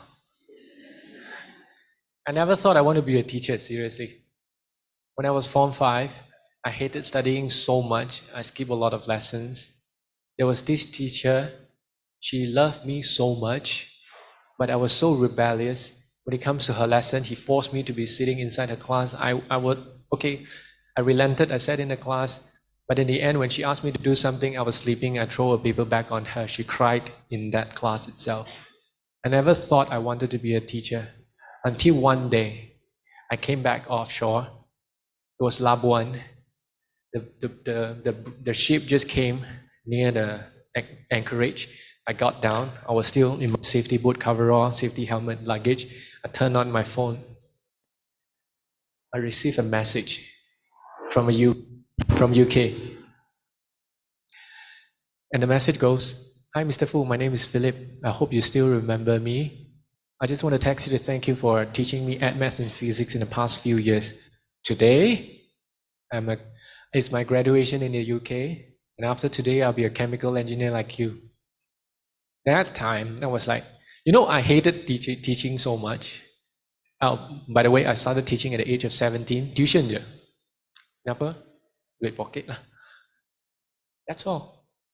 Easy money. You sit down, you do whatever, you teach whatever you already know, you get some money, or whatever you want to do, like get a handphone ke apa. So that's all. The purpose was money.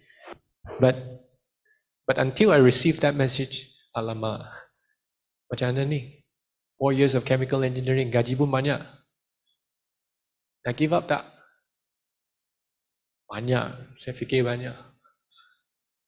In the end, I think it's more important to follow the intuition, the calling. You feel like doing what you do, go do. What is more important than that, isn't it? Just follow your gut feeling. You might not be the best in your options yet, but that's perfectly okay. Perfectly okay.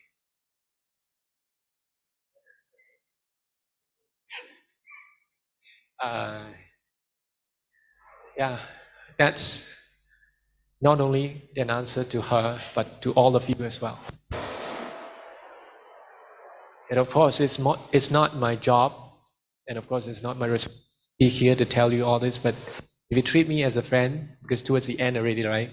If you treat me as a friend, if I can share with you the following, I would tell you that whatever you do, if you feel that's not, I think that's one easy question you can ask yourself to check. Okay, instead of giving you an answer, I give you a question. You ask yourself this way. Touch wood. You ask yourself, if you are going to die tomorrow, you regret not doing what you want to do.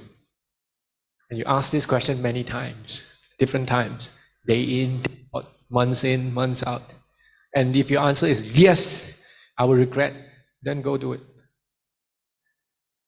Don't worry about how people will look at you, because no matter what you do, people will always comment. Providing whatever you do is legal, yeah? And morally right. Yeah. And I hope I answered that question. Any other questions from any one of you? Oh, yes.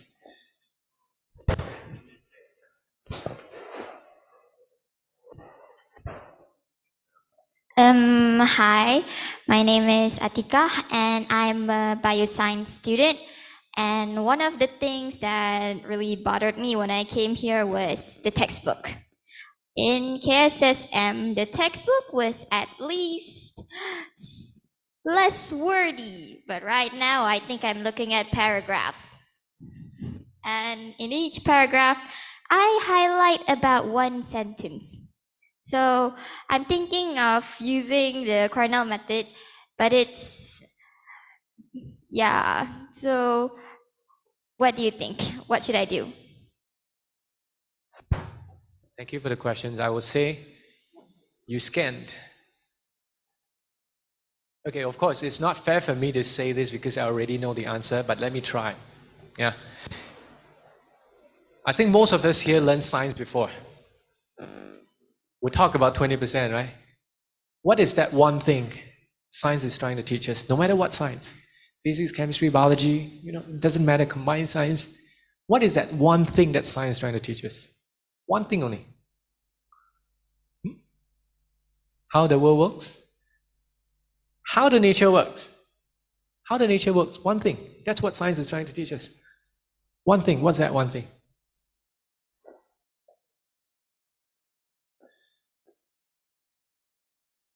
I think the answer is balance.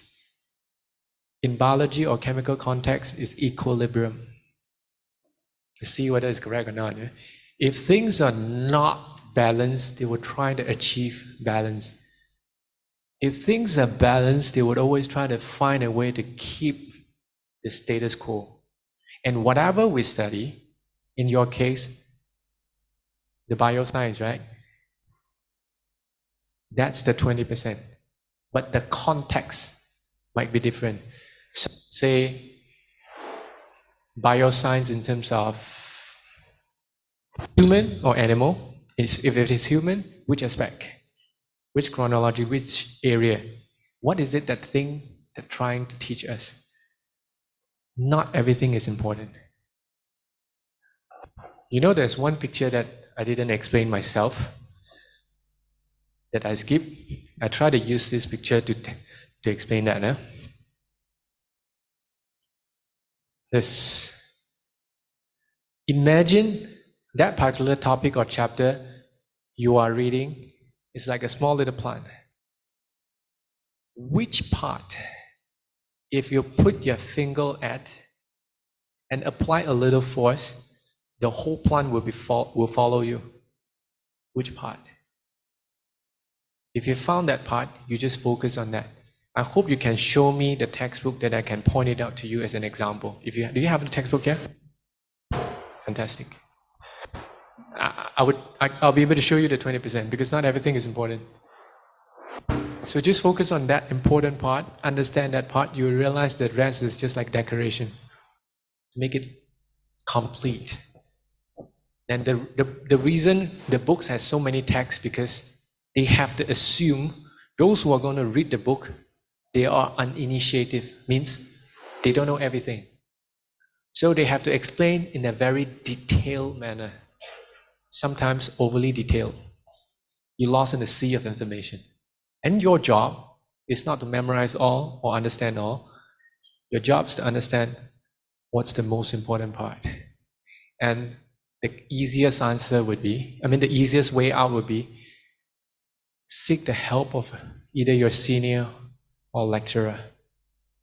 Or, I would give one more suggestion. You heard of ChatGPT, right? Go ask ChatGPT. I'm a student of this. I'm having this textbook of chemistry and the topic is this. What's the most important concept this topic is trying to teach? You can ask it. Help you do the thinking. Yeah. Any other question?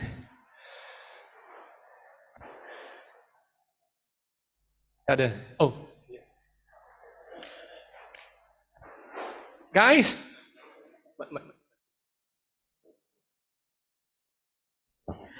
Do you change your study technique when that you use in SPM when you are in university?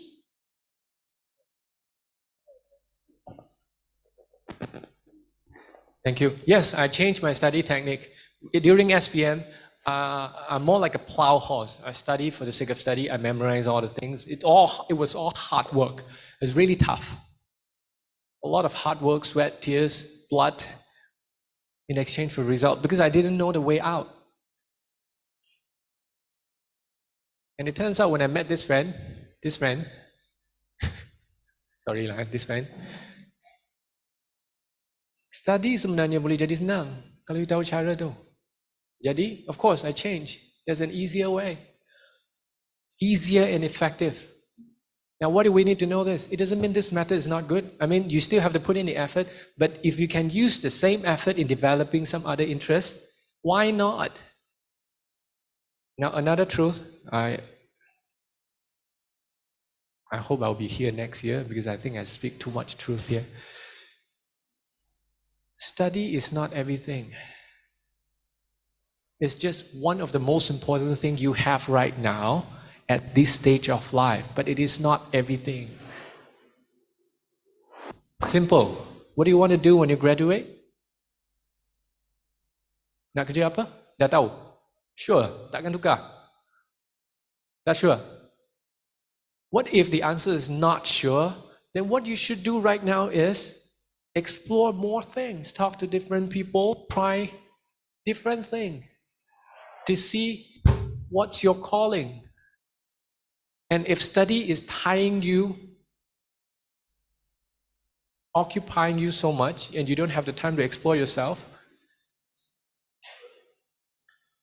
it's not going to be helpful. If you can find a way to make study effective, you can get the results. In the meantime, you can free out most of the time, you develop some other interests. I think that's kind of balanced. You balance yourself out. You can achieve more things with lesser time. That's what we are talking about. That's why I keep on emphasizing we are not looking for a shortcut. We are trying to find an effective way of doing things.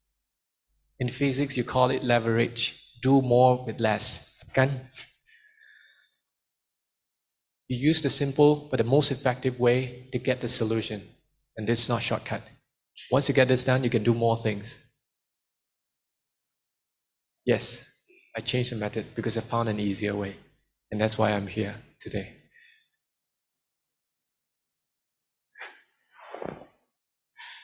Any other questions? No, nak makan dah. Dah lapar. Ke sejuk sangat?